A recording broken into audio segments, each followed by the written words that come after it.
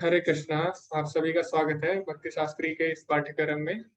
श्रील प्रभुपाद की जय। हरे कृष्ण। तो आज हम दूसरी यूनिट यानी इकाई 2 का जो हमारा 9वां अध्याय है उसके हम दूसरे चरण में हैं।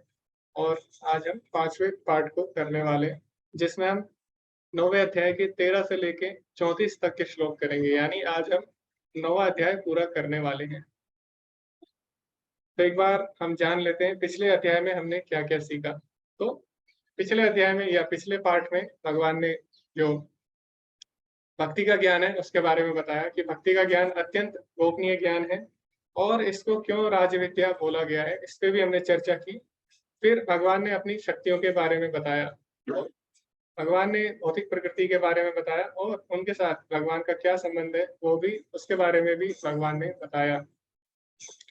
फिर उसके बाद हमने देखा कि कुछ लोग हैं जो भगवान का उपहास करते हैं जब भगवान मनुष्य रूप में आते हैं। तो ऐसे लोगों को भगवान ने क्या बोला? मूर्ख, अवजानन्ति माम मूढ़ा मानुषिं तनुमाश्रितम् परम भावम अजानन्तो मम भूतम महेश्वरम्। इस प्रकार भगवान ने उन लोगों को मूर्ख बोला जो कि भगवान के द्विभुज रूप को नहीं समझ पाते। वो लोग नहीं समझ पाते कि भगवान भी साकार रूप में है और वो हमारे सामने प्रकट हो सकते हैं। तो लोग भगवान का उपहास करते हैं। फिर भगवान बताते हैं 12वें श्लोक में कि ऐसे लोग जो इस प्रकार भगवान का उपहास करते हैं, उनको नहीं मानते, तो मोग आशा मोग कर्मणो मोग ज्ञान विचेतसा राक्षसी मासुरीम चैव प्रकृति मोहिनीम श्रिता। तो ऐसे लोगों की सारी आशाएं, जो भी मुक्ति की आशाएं हैं, जो भी मुक्ति की संभावना है, सब समाप्त हो जाती। मोग आशा, मोग कर्मणो, चाहे ऐसे लोग कितना भी अच्छा कर्म कर ले, उनके सारे कर्मों के फल नष्ट हो जाते हैं। मोग ज्ञान विचेतसा, चाहे कितना भी ज्ञान उन्होंने जीवन भर अर्जित किया हो, लेकिन अगर वो भगवान को ना समझ पाए तो सारा ज्ञान उनका व्यर्थ चला जाता है। तो भगवान बोलते हैं वेदेश सर्वेर अहमेव वेद्यो, अगर सारे वेद पढ़ने के बाद भी कोई अगर भगवान को नहीं जान पाता तो उसका सारा ज्ञान व्यर्थ चला जाता है। तो इस प्रकार भगवान उन लोगों को ऐसा बोलते हैं जो भगवान का उपहास करते हैं। तो भगवान बोलते हैं ऐसे लोग कौन होते हैं? राक्षसिम आसुरीम चैवा, यानी जो राक्षस होते हैं और आसुरी प्रवृत्ति के होते हैं वो लोग ऐसा करते हैं। तो इससे आगे आज हम पढ़ेंगे और आज के अध्याय में हम बहुत सारी चीजें सीखने वाले हैं। तो सबसे पहले हम चर्चा करेंगे इस अध्याय को हम किस प्रकार से विभाजित कर सकते हैं। तो पहले से तीसरे तक श्लोक में भगवान राज्य विद्या यानी जो भक्ति और जो भक्तों का संबंध है भगवान का, उसके बारे में बताते हैं कि इसको क्यों राज्य विद्या बोला गया है। उसके बाद 4 से लेकर 10 तक श्लोक में भगवान भौतिक संसार की भौतिक प्रकृति की प्राकट्य और इसका विलय किस प्रकार होता है उसके बारे में भगवान बताते हैं। उसके बाद भगवान कुछ अव्यक्तिक यानी इम्पर्सनलिस्ट के बारे में बताते हैं जो भगवान के नाम रूप गुण लीला को नहीं मानते ना, वो नहीं जान पाते कि भगवान साक्षात रूप में भी प्रकट हो सकते हैं। तो भगवान उनको क्या बोलते हैं? मूढ़। तो 11 से 12 तक वो श्लोक है। आज जो हम करने वाले हैं उसमें भगवान बताएंगे महात्मा लोग क्या होते हैं। तो हम सभी जानते हैं महात्मा, किसी को भी हम महात्मा बोल देते हैं, लेकिन वास्तव में महात्मा की क्या परिभाषा है वो हम आज देखने वाले हैं आज के श्लोकों में। तो भगवान ने महात्मा किनको बोला है वो आज हम पढ़ेंगे। और अन्य 3 प्रकार के व्यक्ति कौन हैं जो भगवान की शरण में तो जाते हैं लेकिन डायरेक्टली यानी प्रत्यक्ष रूप से नहीं जाते, अप्रत्यक्ष रूप से जाते हैं, उनके बारे में भी हम चर्चा करेंगे। उसके बाद फिर भगवान देवता पूजा के बारे में बताएंगे। देवता पूजा के क्या लाभ हैं वो भी भगवान बताएंगे और क्या उसमें कमियां हैं वो भी भगवान हमें बताएंगे। और अंत में भगवान अनन्य भक्ति के बारे में, अपने भक्तों के बारे में और अपने भक्तों के साथ संबंध के बारे में चर्चा करेंगे। तो आज हम 13 से लेके 34 तक जो श्लोक है उनका अध्ययन करेंगे। तो सबसे पहले आरंभ करते हैं 13वें श्लोक के साथ। तो इस श्लोक में भगवान महात्मा की परिभाषा देते हैं। तो भगवान क्या बोलते हैं?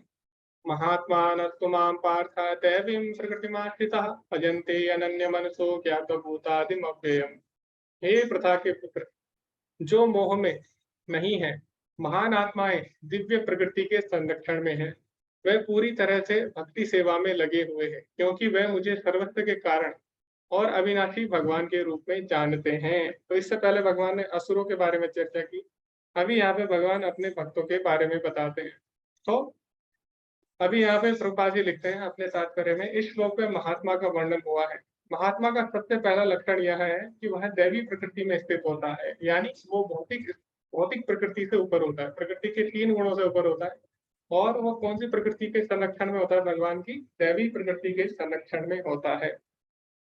तो ये वास्तव में महात्मा के लक्षण है। और वो महात्मा करता क्या है वो भगवान बताते हैं।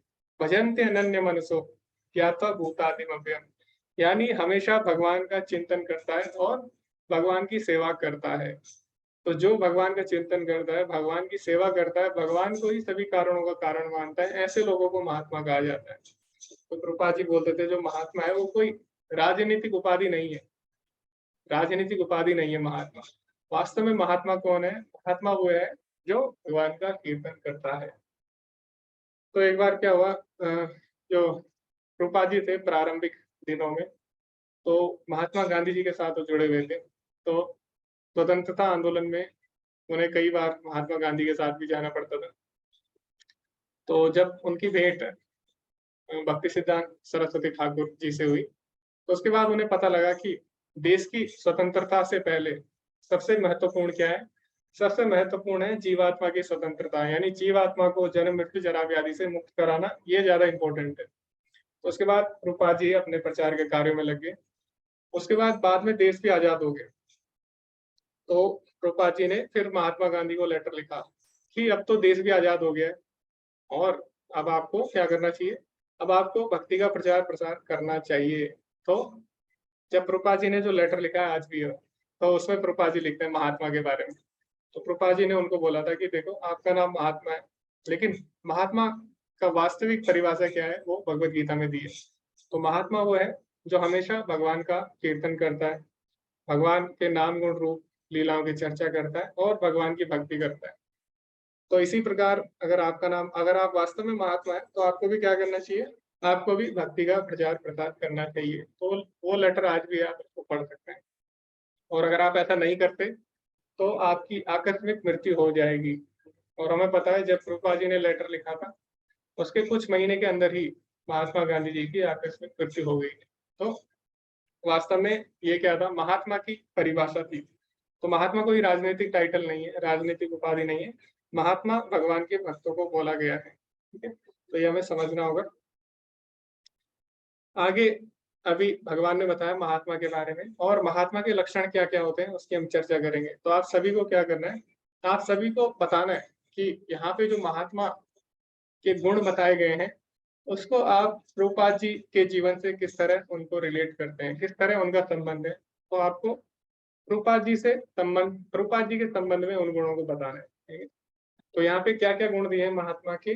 दैवी प्रकृति माश्रिता, यानी वो दैवी प्रकृति के संरक्षण में होता है, 3 गुणों से ऊपर होता है। भजन्ते अनन्य मनसो, अपने मन में हमेशा भगवान का ध्यान करता है और हमेशा भगवान की सेवा करता है।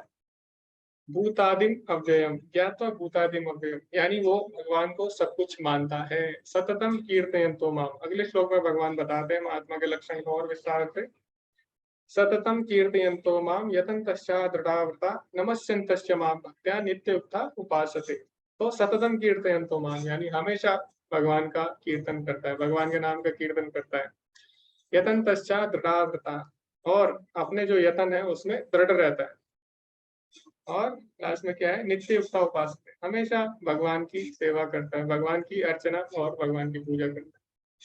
तो आप सभी को प्रभुपाद जी के संबंध में इनके बारे में बताना है। तो आप लोग हैंड रेस कर सकते हैं जो बताने के इच्छुक हैं। कोई भी गुण आप इनमें से बता सकते हैं एक एक करके।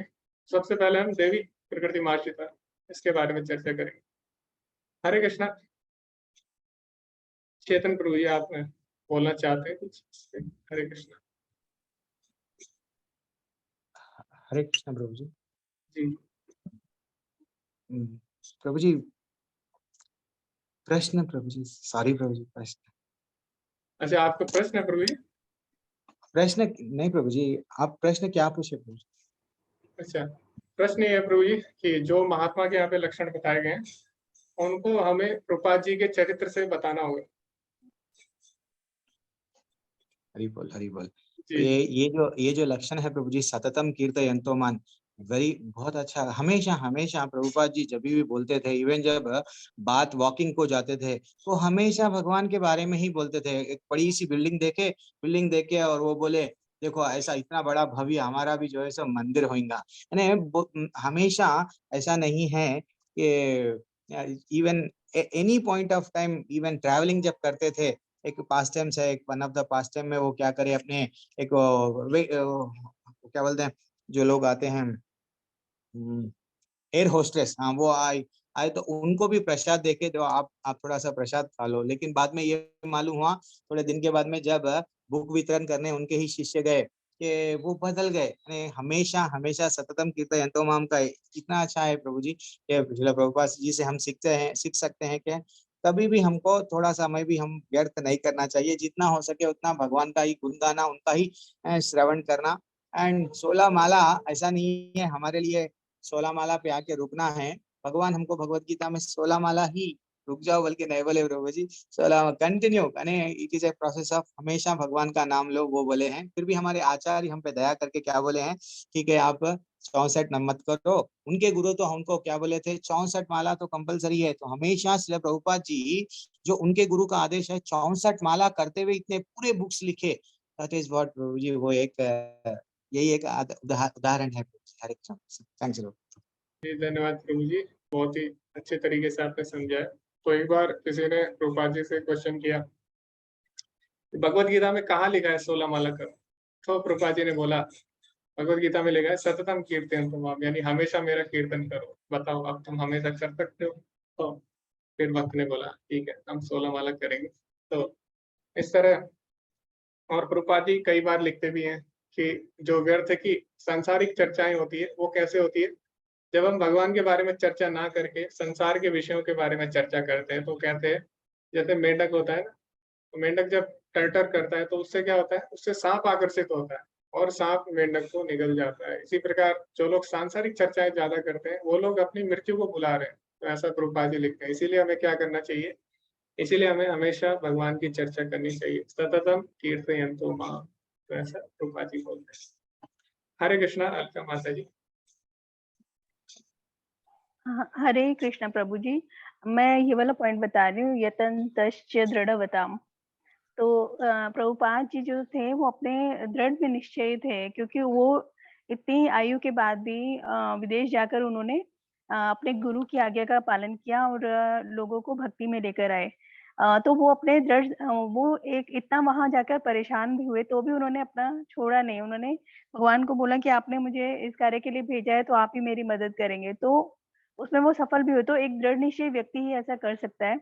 और जैसा प्रभु जी ने बताया कि सदा वो चिंतन में ही लगे रहते थे, वो कभी भी अपना एक क्षण भी वेस्ट नहीं करते थे, मतलब कोई एक पल भी अपना खराब नहीं करते थे, सदा भक्ति में लगे रहते थे। और हमेशा हमारे लिए इतना सब ज्ञान लिख के गए, पूरा ट्रांसलेट करके गए हैं। तो मेरे को ये इतना ही बताना है। जी माता जी, बहुत ही सुंदर आपने बताया और बहुत ही अच्छे तरीके से बताया। तो भगवत गीता में एक श्लोक आता है, उसमें दूसरे अध्याय का 41वां श्लोक, उसमें भगवान बोलते हैं अर्जुन को, व्यवसाय आत्मिका बुद्धिर एके कुरु नंदना, यानी अपनी बुद्धि को एकाग्र करो। तो प्रभुपाद जी ने अपने जीवन में अपनाया उसको, और जो गुरु की आज्ञा थी उसको एकाग्र किया अपने जीवन में, एकसार किया और उसी पे कार्य किया फिर। और जैसे हम बोलते हैं गुरु वंदना जब करते हैं उसमें भी बोलते हैं गुरु मुख पद्म वाक्या चित्त ते करिए क्या और ना करी हो मने आशा, ऐसा हम बोलते हैं। तो प्रभुपाद जी ने वो करके दिखाया, अपने जो गुरु की आज्ञा था उसका पालन किया और दृढ़ता के साथ किया। तो ये भी हम देख सकते हैं। तो आपको एक एक गुण बताने, ठीक है?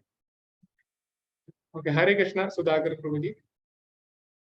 हरे कृष्णा प्रभु जी, दंडवत प्रणाम। जी दंडवत प्रणाम। हरे कृष्णा। इसमें पहला जो है देवी प्रकृतिमाश्रिता, इसका बताएंगे कि प्रभुपाद इसका सबसे अच्छा उदाहरण है कि प्रभुपाद खुद बोलते हैं कि जो कि भौतिक प्रकृति के अधीन नहीं होता है, इट मीन्स वो कैसे नहीं होता है, वो भगवान श्री कृष्ण की शरण ग्रहण करता है। जैसे ही वो उनकी शरण ग्रहण करता है, वो तुरंत ही भौतिक प्रकृति है उसके बस से मुक्त हो जाता है। नहीं तो जो बद्ध जीव है वो प्रकृति के जो गुण है उनमें बंध जाता है और वो भोगता रहता है, प्रकृति के जितने भी सुख दुख है वो भोगता रहता है। उसको यही पता चलता है कि हम किधर जा रहे हैं। मेटेरिस्टिक सुख को वो सोचता है हमने बहुत अच्छे कर्म किए हैं, और लेकिन प्रभुपाद देखिए उनके पास मेडिसिन का बहुत बड़ा प्लांट था, वो काफी उनको पॉपुलैरिटी थी, उन्होंने झांसी से स्टार्ट किया था, काफी वो लग गए भगवान ने। तो वो ये कहना चाह रहे हैं कि जो भगवान के शरणागत हो जाता है वो भौतिक प्रकृति की जो बस होता है उससे मुक्त हो जाता है। तो प्रभुपाद इसके बहुत अच्छे उदाहरण हैं कि वो उससे उन्हें कोई मैटर, जो कहते थे जैसे हैरी जॉनसन आए तो उन्होंने बोला कि ये बड़ी लंबी लंबी गाड़ियों से आ रहे हैं प्रभु। अब वो उनके शिष्य पूछते थे प्रभुपाद इनका पैसा और गाड़ी लेंगे? तो बोला कि हाँ क्यों नहीं लेंगे, भगवान कृष्णा ने दिया हुआ है, इनकी गाड़ी इनका बंगला जो भी पैसा है वो लेंगे, भगवान की मंदिर में भगवान के विग्रह में लगाएंगे। तो ये भगवान वो क्या करते, जो भी कुछ सोचते थे वो हमेशा ही आध्यात्म के लिए सोचते। तो आध्यात्मिक जो भी प्रकृति थी उनकी, वो उसमें बिल्कुल ही ऐसे अडिग हो गए थे, बिल्कुल ही उनको जैसे महात्मा पद बोलते हैं वैसे महात्मा हो गए, उनको महात्मा बोलते भी जैसे महात्मा हो गया कि जिनको वेद शास्त्र की नॉलेज है, जो अडिग रहते हैं, जो विचलित नहीं होते। तो प्रभुपाद इसका सबसे अच्छा उदाहरण है कि वो प्रकृति की तरफ बिल्कुल ही आकर्षित नहीं हुए, जो भौतिक प्रकृति आध्यात्म की तरफ रहे। उन्होंने ये पूरे विश्व को, गांव गांव को, जो श्री चैतन्य महाप्रभु का मोड एंड मिशन था उसको सक्सेस किया है। हरे कृष्णा प्रभु जी। हरे कृष्णा। धन्यवाद प्रभु जी, बहुत ही अच्छे तरीके से आपने समझाया। और भगवान बोलते भी हैं 7वें अध्याय के 14वें श्लोक में, माँ में वही प्रपद्यन्ते माया मेताम करंती थे। जो मेरे शरण में आ जाता है वो माया के 3 गुणों से ऊपर उठ जाता है। तो इस प्रकार हम देखते हैं प्रभुपाद जी पूरी तरह से शरणागत थे, तो इसलिए वो दैवी प्रकृति के उसमें आश्रय में थे। और एक बार प्रभुपाद जी एक लेक्चर दे रहे थे, तो उसमें प्रभुपाद जी ने बोला, आई विल नेवर फॉल डाउन, मेरा कभी भी पतन नहीं हो सकता माया से। उसके बाद फिर लेक्चर जब खत्म हुआ तो प्रभुपाद जी जब आए व्यास आश्रम से नीचे आए, तो उसके बाद वो भगवान से प्रार्थना करने लगे कि हे भगवान, मेरा कभी भी पतन ना। तो एक भक्त ने बोला कि अभी तो आपने बोला कि मेरा कभी पतन ना हो, और अभी तो आप प्रार्थना कर रहे हैं भगवान। तो एक तरफ आपके अंदर पूरा कॉन्फिडेंस था और अभी आप प्रार्थना करने लगे। तो प्रभुपाद जी ने बोला, that is why I will never fall down, इसीलिए मेरा पतन नहीं होता। तो क्यों? क्योंकि हमेशा भगवान के संरक्षण में रहते हैं। तो जैसे लोहा होता है, लोहा जब आग में आप डालेंगे और उसको गर्म करेंगे तो एक समय बाद बहुत ही कठिन हो जाता है दोनों में अंतर करना। लोहा भी आग की तरह ही हो जाता है, और आप लोहे को भी कहीं पे टच करेंगे तो वहां पे भी आग लग जाएगी। इसी प्रकार भगवान 3 गुणों से ऊपर है। तो जब जीवात्मा भगवान के संपर्क में रहती है, भगवान के संरक्षण में रहती है, तो वो भी 3 गुणों से ऊपर उठ जाती है। तो बहुत ही अच्छे तरीके से प्रभु जी ने यहाँ पे समझाया।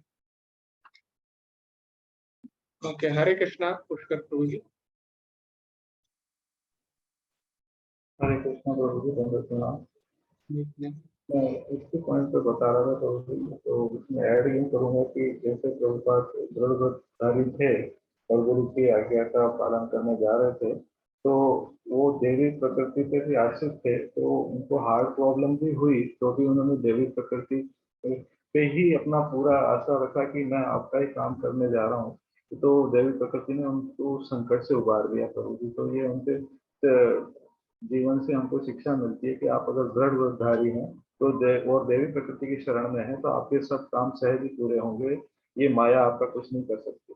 हरे कृष्ण प्रभु जी। धन्यवाद प्रभु जी। तो प्रभुपाद जी को हार्ट अटैक आया, उसके बाद भी प्रभुपाद जी दृढ़ थे। और प्रभुपाद जी को जब 2 बार हार्ट अटैक आया, उसके बाद जब प्रभुपाद जी अमेरिका गए, उन्होंने प्रचार किया, तो प्रभुपाद जी ने कभी ये नहीं बोला कि भगवान ने मुझे हार्ट अटैक क्यों दिया, बल्कि प्रभुपाद जी ने भगवान का धन्यवाद किया कि धन्यवाद है भगवान का कि मुझे तीसरी बार हार्ट अटैक नहीं आया। क्योंकि तीसरी बार जब हार्ट अटैक आता है बहुत ही डेंजरस होता है।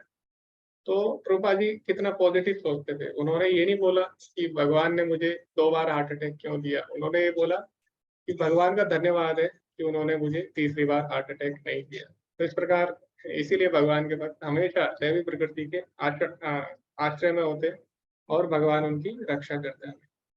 कृष्ण अवश्य रक्षिवे ऐसा प्रभुपाद जी बोलते थे। हरे कृष्णा तनुश्री माता जी।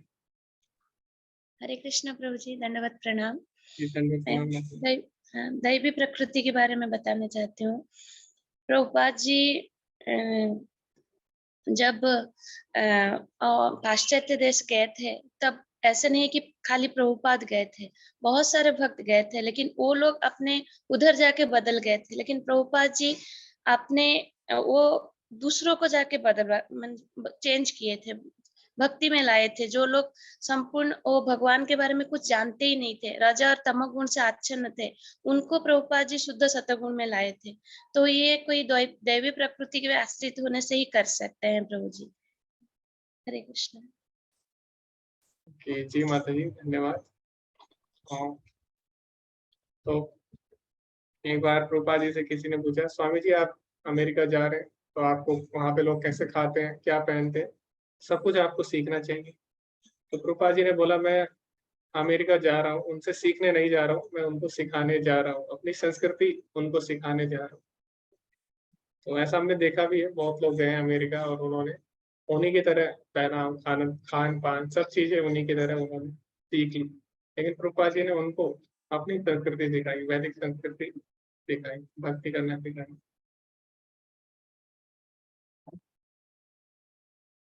हरे कृष्णा। नीलम माता जी, आप कोई बिंदु बोलना चाहते हैं? हरे कृष्ण। हरे कृष्णा प्रभु जी, दंडवत प्रणाम। यतंत है दृढ़ व्रतः। हम देखते हैं कि प्रभुपाद जी ने काल पे तो विजय पाई 2 बार, और किस अवस्था में, किस एज में वो अमेरिका गए और वहां जाकर उन्होंने गुरु की आज्ञा का पालन किया। और हमने ये भी देखा कि उन्होंने निद्रा पर भी विजय प्राप्त कर ली थी। वो मतलब दिन में प्रचार करते थे और रात को सब लिखते थे, भागवतम की तात्पर्य और सब उन्होंने लिखा। तो उन्होंने निद्रा पर भी उन्होंने विजय प्राप्त की, काल पर तो विजय प्राप्त की थी, और उन्होंने 2 बार और अपने दृढ़ निश्चय के गुरु के जो आज्ञा का पालन करने में उन्होंने निद्रा पर भी विजय प्राप्त की थी। हरे कृष्णा प्रभु जी। जी माता जी, धन्यवाद। हरे कृष्णा। धन्यवाद, आपने बहुत ही अच्छा पास टाइम साझा किया। तो प्रभुपाद जी अपनी पुस्तकों में लिखते हैं कि हमें कम से कम 6 घंटा सोना चाहिए। तो भले ही प्रभुपाद जी सोते नहीं थे रात को, 2 घंटा प्रभुपाद जी सोते थे, लेकिन फिर भी हमें क्या बोल रहे, हमें 6 घंटा कम से कम सोना चाहिए। तो इसीलिए हमें क्या करना चाहिए, आचार्यों का हमें अनुकरण नहीं करना चाहिए, उनका अनुसरण करना चाहिए। तो प्रभुपाद जी ने निद्रा पे विजय प्राप्त कर ली थी। और निद्रा वास्तव में क्या है, निद्रा तमोगुण का लक्षण है। तो उसमें तमोगुण के बारे में जब हम पढ़ेंगे आगे, जो 14वां अध्याय है, तो उसमें बोला गया है प्रमाद आलस्य निद्रा भी। तो जो तमोगुण है उनमें किसमें बांधता है, प्रमाद आलस्य और निद्रा में बांधता है। तो निद्रा वास्तव में तमोगुण का सिंबल होता है और निद्रा आवश्यक है। लेकिन प्रभुपाद जी ने उस पर भी विजय प्राप्त कर ली थी। जैसे अर्जुन थे, अर्जुन ने भी निद्रा यानी अज्ञानता पे विजय प्राप्त कर ली थी, इसीलिए उनको गुणाकेश बोला जाता था। तो ये भी एक बहुत ही अच्छा पॉइंट था। हरे कृष्णा। प्रभाकर प्रभु जी, आप कुछ बोलना चाहते हैं, कोई पॉइंट? हरे कृष्ण प्रभु जी, दंडवत प्रणाम। जी धन्यवाद प्रभु जी, हरे कृष्ण। दृढ़वता, यहाँ पे प्रभुपाद अपने कृष्ण भावना भावित कार्यों के प्रति इतने दृढ़ थे कि अगर कोई उनको भयभीत भी करना चाहे तो भयभीत नहीं हो पाते, क्योंकि वो पूरे कृष्ण के प्रति समर्पित थे और उनके कार्यों में दिखता था।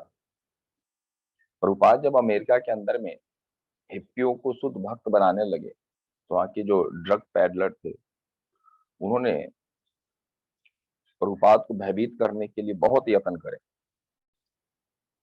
उनको जान से मारने तक की धमकी दी, लेकिन लास्ट में उनको सरेंडर करना पड़ा, क्योंकि भगवान श्री कृष्ण के पूरे आश्रित थे। भगवान वो अपने लिए कुछ कार्य करते नहीं थे, भगवान को निमित्त बना के कार्य करते थे वो।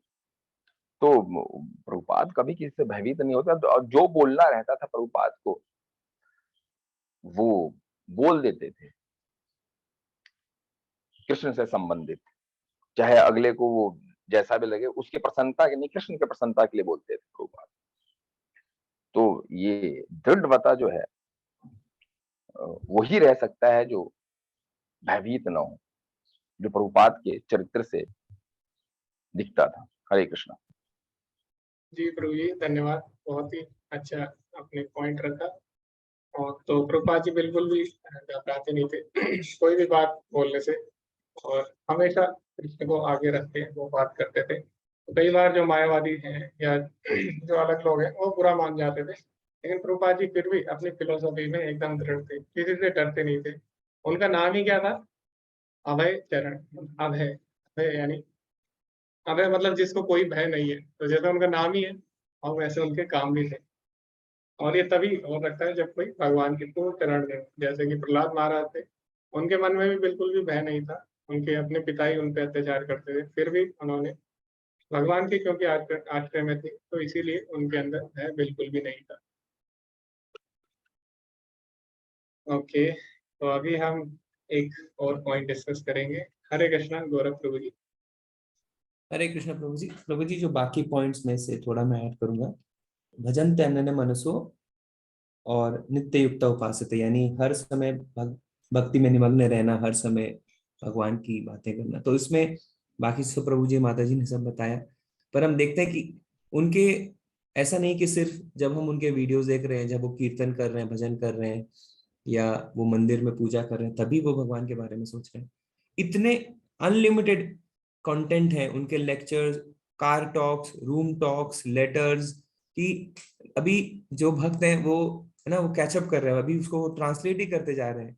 तो यानी प्रभुपाद का हर सांस में उन्होंने भगवान के बारे में इतना कुछ बताया कि इतने प्रेजेंटेशंस, इतने लेक्चर्स बन गए हैं कि वैष्णव एटिकेट्स में है तो उसमें हम रेफरेंस देखते हैं, car talks, room talks, morning walk talks. तो उनके जो भी टॉक्स और जो भी सब कुछ था, वो हमेशा यानी हमेशा वो भगवान में ही, भक्ति में ही निमग्न रहते थे।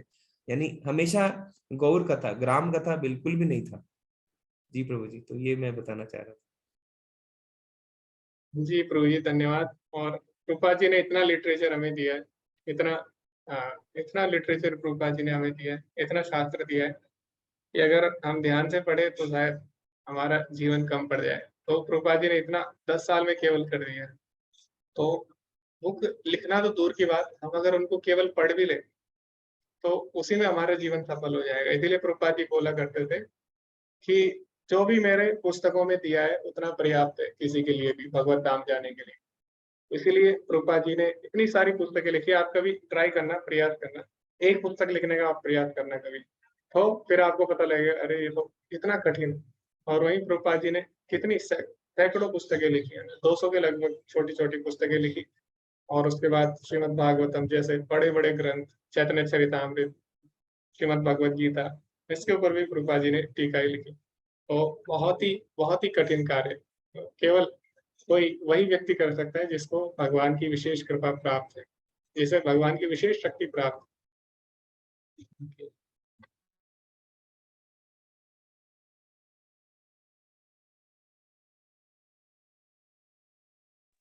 तो आगे प्रभुपाद जी क्या बोलते हैं, जैसा कि इस अध्याय के दूसरे श्लोक में वर्णित है, यह भक्ति सेवा न केवल आसान है बल्कि इसे प्रसन्नचित्त भाव से किया जा सकता है। किसी भी गंभीर तपस्या और कठोर उपासना से गुजरने की आवश्यकता नहीं है। वह इस जीवन को भक्ति सेवा में एक विशेषज्ञ आध्यात्मिक गुरु द्वारा निर्देशित और किसी भी स्थिति में गृहस्थ या सन्यासी या ब्रह्मचारी के रूप में की जा सकती है। किसी भी स्थिति में और दुनिया में कहीं भी वह भगवान के सर्वोच्च व्यक्तित्व के लिए यह भक्ति सेवा कर सकता है। यहाँ पे महात्मा के गुणों की चर्चा हो रही है। और इस प्रकार वास्तव में महात्मा एक महान आत्मा बन सकता है। तो भगवान की भक्ति बहुत ही आसान है, बहुत ही आसान है, कभी भी कहीं पे भी कर सकते हैं। जैसे कि हम शिक्षाष्टकम में भी देखते हैं, तो उसमें भी चैतन्य महाप्रभु बोलते हैं, तत्र पिता नियमित स्मरणे न काला, यानी आपका नाम लेने के लिए कोई भी नियम नहीं है, कोई भी स्थान नहीं है, किसी भी परिस्थिति में भगवान का नाम लिया जा सकता है। और सबसे सरल विधि है। तो कलयुग का एक महान लक्षण है। महात्मा क्या करेगा? महात्मा हमेशा भगवान का चिंतन करेगा, भगवान का कीर्तन करेगा, जो कि कलयुग की विधि है। कलयुग में जो सर्वश्रेष्ठ विधि है वो यही है, हरिनाम संकीर्तन। और जैसे कि श्रीमद् भागवतम में भी बोला गया है, यज्ञ संकीर्तन प्राय यजंती सुमेधसा, कि कलयुग में जो बुद्धिमान लोग होंगे, सुमेधसा मतलब बहुत बुद्धिमान लोग होंगे, वो क्या करेंगे? वो हरिनाम संकीर्तन करेंगे। अभी हमने पढ़ा कि महात्मा लोगों के लक्षण क्या होते हैं, यानी भगवान के जो भक्त होते हैं उनके क्या लक्षण होते हैं। अभी भगवान बाकी लोगों के बारे में हमें बताएंगे। तो बाकी लोग एक तरफ और भगवान के भक्त एक तरफ। तो अभी जो बाकी लोग हैं, जो अन्य तरीके से भगवान की शरण में जाते हैं या फिर देवी देवता की शरण में जाते हैं या निराकारवादी हैं, उन सभी को भगवान ने क्या किया, भगवान ने उन सभी को एक श्रेणी में रख दिया और उनको क्या कह के संबोधित किया, अन्य, यानी बाकी के जो लोग हैं।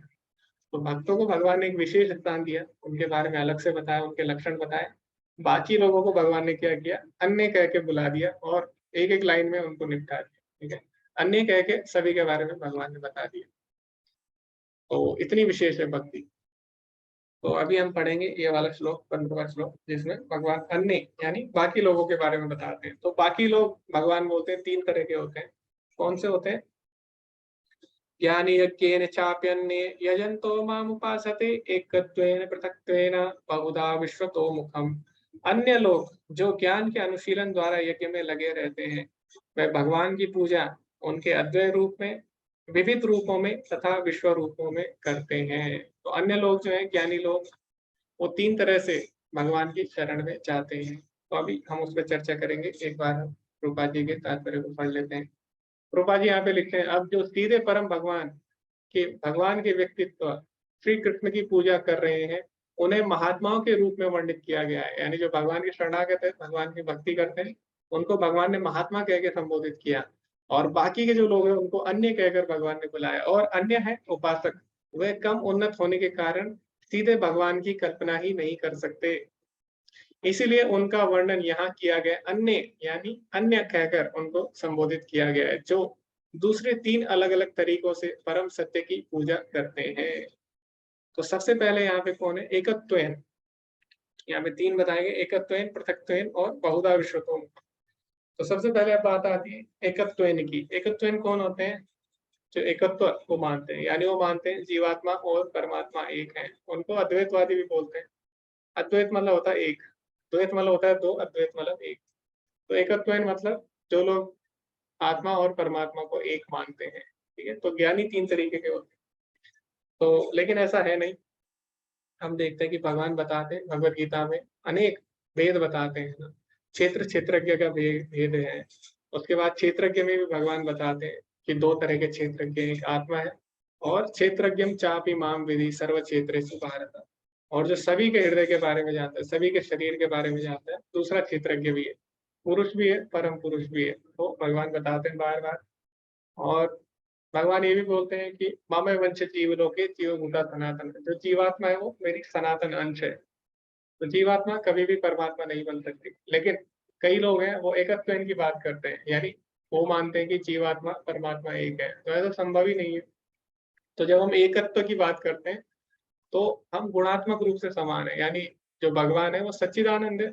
क्योंकि हम भगवान के अंश है तो हम भी सच्चिदानंद है। इस तरीके से हम एक है गुणात्मक रूप से, लेकिन मात्रात्मक रूप से यानी क्वालिटेटिवली भगवान हमसे कई शक्तिशाली है। जैसे पिता होता है, पुत्र होता है, तो पिता के गुण पुत्र में आ जाते हैं। तो इसका मतलब ये नहीं है कि पिता के जो पुत्र है वो पिता बन जाएगा, ऐसा कभी भी नहीं होता। तो पिता भी इंसान है, पिता भी व्यक्ति है, पुत्र भी व्यक्ति है। इस तरह दोनों एक ही है, क्योंकि दोनों इंसान है। लेकिन पिता पिता होता है, पुत्र पुत्र होता है। ऐसा कभी नहीं होता कि जो पुत्र है वो पिता बन जाए। इसी प्रकार आत्मा कभी भी परमात्मा नहीं बन सकती। तो जैसे कि हम सब बोलते हैं, जैसे 15 अगस्त आता है तो हम क्या बोलते हैं? हम सब एक हैं, हम सब एक है ना। तो हम सब एक है मतलब हम सब का संबंध एक जगह से, वो किससे? भारत से। ऐसे हम बोलते हैं हम सब एक है। तो हम सब एक है मतलब ये नहीं है कि जो मेरी चीज है वो आपकी हो गई, जो आपकी चीज है वो मेरी हो गई। ऐसा नहीं होता है। हम सब एक है मतलब हमारा संबंध एक से। तो वास्तव में एकता का मतलब ये है कि हम सबका संबंध भगवान से। इसका मतलब ये नहीं है कि हम भगवान है। तो अगर प्रभुपाद जी बोलते थे कि अगर मायावादी बोलते हैं हम सब एक है, तो क्यों नहीं वो सारा पैसा हमारे अकाउंट में डाल देते? क्योंकि हम सब तो एक है। लेकिन ऐसा नहीं करेंगे, क्यों? क्योंकि उनको पता है हम सब एक नहीं है। तो ये जो गलत सिद्धांत है, इसको मायावाद सिद्धांत भी बोलते हैं या फिर अद्वैतवाद भी बोलते हैं। तो ये लोग भगवान के नाम रूप गुण लीलाओं को नहीं मानते और भगवान के निराकार रूप पर ध्यान करते हैं। ठीक है, तो भगवान बोलते भी हैं 12वें अध्याय में, क्या? क्लेशो अधिक तरस्तेषाम अव्यक्त शक्ति चेतनाम अव्यक्ताई गतिर दुखम देहवद्भिर अभाप्यते। इस प्रकार जो लोग होते हैं, जो निराकारवादी होते हैं, निराकार का ध्यान करते हैं, उनका मार्ग कठिनाइयों से भरा रहता है। तो ऐसा भगवान बताते हैं। तो ये एकत्व की बात थी। उसके बाद दूसरे जो है वो कौन है? विश्वतोमुखम, यानी भगवान को विश्व रूप में मानते हैं। तो वो मानते हैं प्रकृति ही भगवान है, ठीक है। तो जैसे हमने देखा भगवान ने जब विश्व रूप दिखाया तो पूरी प्रकृति उसमें समाहित थी, सारे ग्रह उसमें समाहित थे। तो इस प्रकार कई लोग भगवान को विश्व रूप के तरीके से देखते हैं। तो विशेषकर कई ज्ञानी होते हैं वो विश्व रूप से आकर्षित होते हैं, भगवान के ऐश्वर्य से आकर्षित होते हैं। भगवान का जो विश्व रूप है वो भगवान का ऐश्वर्य रूप है।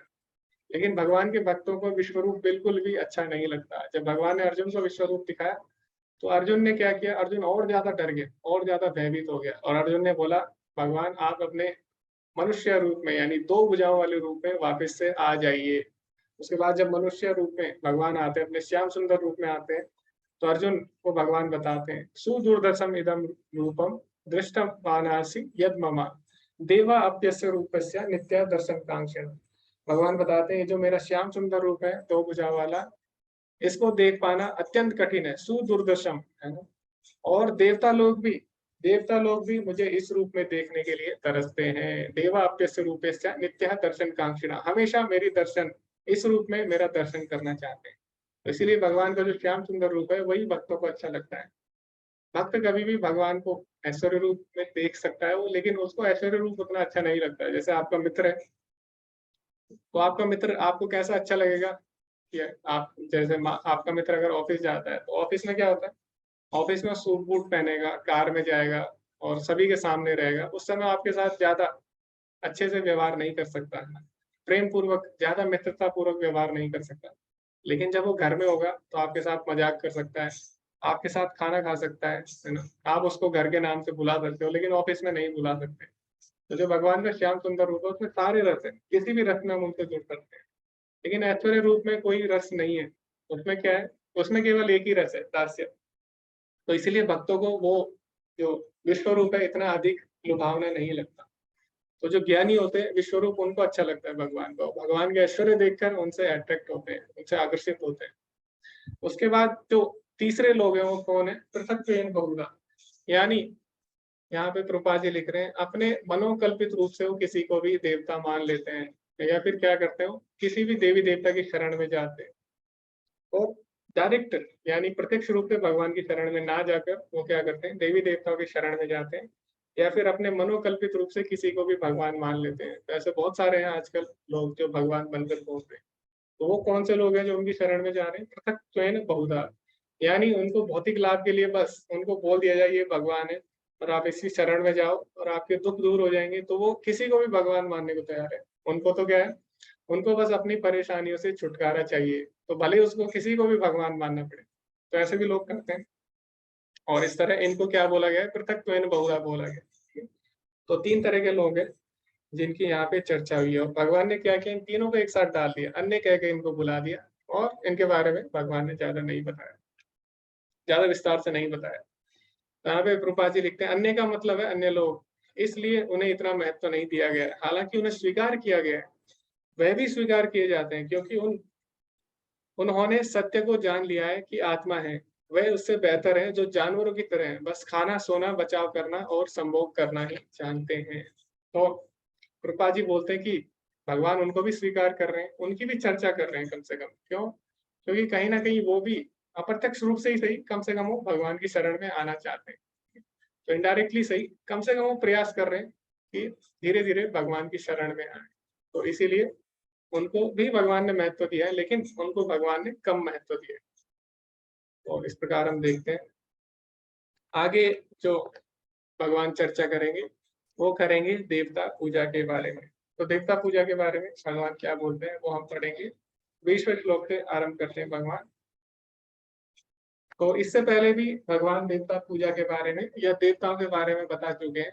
जैसे कि यहाँ पे हम देखते हैं 3रे अध्याय के 11वें श्लोक में, उसमें भगवान क्या बोलते हैं, ते दत्तान अप्रदायप्या ये भुक्ते स्तेन एवसा, यानी जो देवताओं को अर्पित नहीं करता, देवताओं को अर्पण नहीं करता, देवताओं के लिए यज्ञ नहीं करता, भगवान बोलते हैं ऐसे लोग पाप खाते हैं, ऐसे लोग चोर हैं। ये घूमते स्तेन एवसा, स्तेन मतलब होता है चोर। तो ऐसे लोगों को चोर बोला गया है जो देवताओं को अर्पित करके नहीं खाते। तो इस प्रकार भगवान ने 3रे अध्याय में बोला। उसके बाद 7वें अध्याय में भगवान क्या बोलते हैं, अंतुवत्तु फलम तेषाम तद भवति अल्पमेधसाम। तो ऐसे लोगों को अल्पमेधसा बोला गया है, जो देवताओं की शरण में जाते हैं, कम बुद्धि वाला बोला गया है। और अभी जो भगवान बताने वाले हैं 9वें अध्याय में देवता पूजा के बारे में, भगवान बोलते हैं कि वो भी एक तरह से मेरी शरण में ही आते हैं, लेकिन वो क्या है, अविधि पूर्वकम, यानी वो सही तरीका नहीं है मेरी शरण में आने का। वो भी तरीका है, लेकिन वो क्या है, सही तरीका नहीं है, तो ऐसा प्रभुपाद जी बोलते हैं। तो आगे हम इसको विस्तार से जानेंगे एक एक करके। तो 30 से लेके जो 25 तक श्लोक है उसमें देवता पूजा की चर्चा आती है। तो प्रभुपाद जी क्या बोलते हैं इसके बारे में, देवताओं की पूजा स्वीकार की जा सकती है यदि लोग जानते हैं कि ये देवता सर्वोच्च भगवान के अधिकृत प्रतिनिधि हैं, सर्वोच्च भगवान की स्वीकृति है, लेकिन वे मूर्ख हैं जो सर्वोच्च भगवान को स्वीकार नहीं करते हैं और यहाँ गलत समझ लेते हैं कि यहाँ विशेष प्रकार का देवता सब कुछ है। ओह, तो वे बकवास कर रहे हैं। तो प्रभुपाद जी बोलते हैं हमें देवताओं का सम्मान करनी चाहिए, उनकी पूजा भी हम कर सकते हैं, लेकिन उनकी पूजा इसलिए ना करें कि वो भगवान है, ठीक है? भगवान के प्रतिनिधि के रूप में उनकी पूजा करनी चाहिए, यानी वो भगवान की सेवक है, इसीलिए हमें उनकी पूजा करनी चाहिए, इसलिए नहीं कि वो भगवान है। जो भगवान मान के उनकी शरण में जाता है, प्रभुपाद जी बोलते हैं ऐसे लोगों को मूर्ख बोलते हैं भगवान बार बार। तो ऐसा नहीं है हमें देवता पूजा नहीं करनी चाहिए या देवताओं का आदर नहीं करना चाहिए। जो वैष्णव होता है वो सभी का सम्मान करता है। विद्या विनय संपन्ने ब्राह्मणे गवि हस्तिनी सुनी चैव स्वपाके च पंडिता समदर्शिना। तो जो वैष्णव होता है वो चाहे ब्राह्मण हो, चाहे गाय हो, चाहे हाथी हो, चाहे कुत्ता हो या चंडाल हो, सभी को समान दृष्टि से देखता है। तो जो एक कुत्ते को भी समान दृष्टि से देख रहा है, तो जो देवता है वो तो इतने महान है, तो उनको भी क्या वो समान दृष्टि से नहीं देखेगा? तो जो वैष्णव होगा सभी का आदर करेगा, देवताओं को भी आदर करेगा, लेकिन वो देवताओं के आदर इसलिए नहीं करेगा कि उसको भगवान मान के, वो देवताओं का आदर इसलिए करेगा उनको भगवान का सेवक मान के, ठीक है? तो जैसे हम देखते हैं कि जो गोपियां थी उन्होंने भी देवी की उपासना की, कात्यायनी देवी जो उनकी कुल देवी थी, लेकिन गोपियों ने कभी भी उनसे भौतिक लाभ नहीं मांगा, ठीक है? भगवान देवताओं की शरण को कभी मना नहीं करते, लेकिन हमें उनसे भौतिक लाभ नहीं मांगना चाहिए। तो अगर हम देवता की शरण में भी जाते हैं तो भी हमें क्या करना चाहिए, उनसे भगवान को मांगना चाहिए। तो जो गोपियां थी उन्होंने क्या मांगा कात्यायनी देवी से, कृष्ण को पति के रूप में मांगा, और भगवान ने क्या किया, भगवान ने स्वीकार किया सभी को अपनी पत्नी के रूप। तो इस प्रकार देवता भी हमें भगवान की प्राप्ति करा सकते हैं। तो हमें क्या करना चाहिए, हमेशा उनसे प्रयास करना चाहिए कि हम उनसे हमेशा भगवान की भक्ति को ही मांगे। वे सर्वोच्च भगवान के इतने सारे प्रतियोगियों को रख रहे हैं, वहां अविधि पूर्वकम है, यहाँ अवैध है।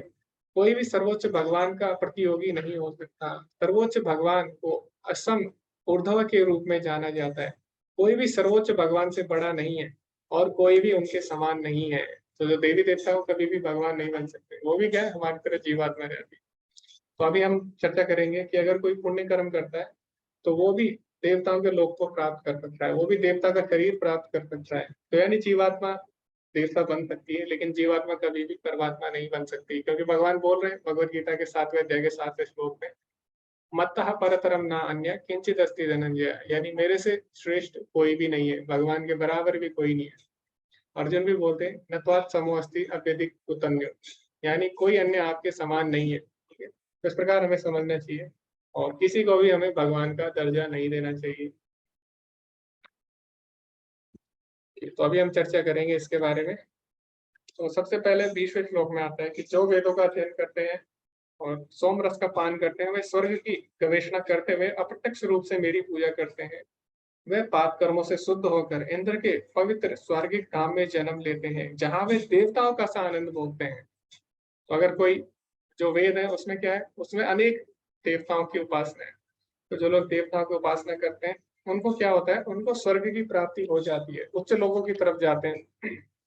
और यहाँ पे भगवान बोल रहे हैं वो देवताओं का आनंद भोगते हैं। तो कैसे भोगते हैं देवताओं का आनंद, उन्हें भी देवताओं को शरीर दिया जाता है, और वो जो शरीर होता है उसमें उसमें व्याधि नहीं होती, उसमें बुढ़ापा नहीं आता, जो देवी शरीर होता है देवताओं का। और उसमें अनलिमिटेड असीमित मात्रा में भोग किया जा सकता है। जैसे अभी ये शरीर है हमारा मानव शरीर, इसकी एक सीमा है, इसमें हम थोड़ा सा खाए तो हमारा पेट भर जाता है, या थोड़ा भी हम कोई भी भोग करें संसारिक तो ज्यादा नहीं कर पाते। लेकिन जो देवता का शरीर होता है उसमें आप असीमित मात्रा में भोग कर सकते हैं। जैसे हमारा शरीर है, इसमें क्या करते हैं इसमें हमें मल भी त्यागना होता है, हमारा पेट भी खराब हो जाएगा हम ज्यादा खाएंगे तो।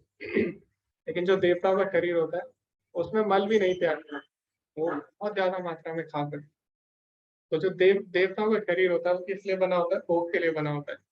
तो जो लोग पुण्य कर्म करते हैं, अच्छे काम करते हैं, देवी देवताओं की पूजा करते हैं, उपासना करते हैं, उनको देवताओं का शरीर मिल जाता है और वो लोग भी भोग करते हैं। लेकिन क्या ये भोग हमेशा के लिए रहेंगे? नहीं।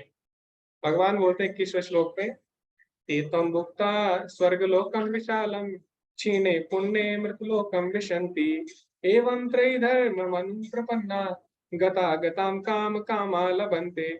इस प्रकार जब उपासक विस्तृत स्वर्ग केंद्रीय सुख को भोग लेते हैं और उनके पुण्य कर्मों के फल क्षीण हो जाते हैं, क्षीणे पुण्य, तो उसके बाद क्या होता है? मृतलोकम विशन्ति, वह इस मृत्यु लोक में पुनः लौट आते हैं।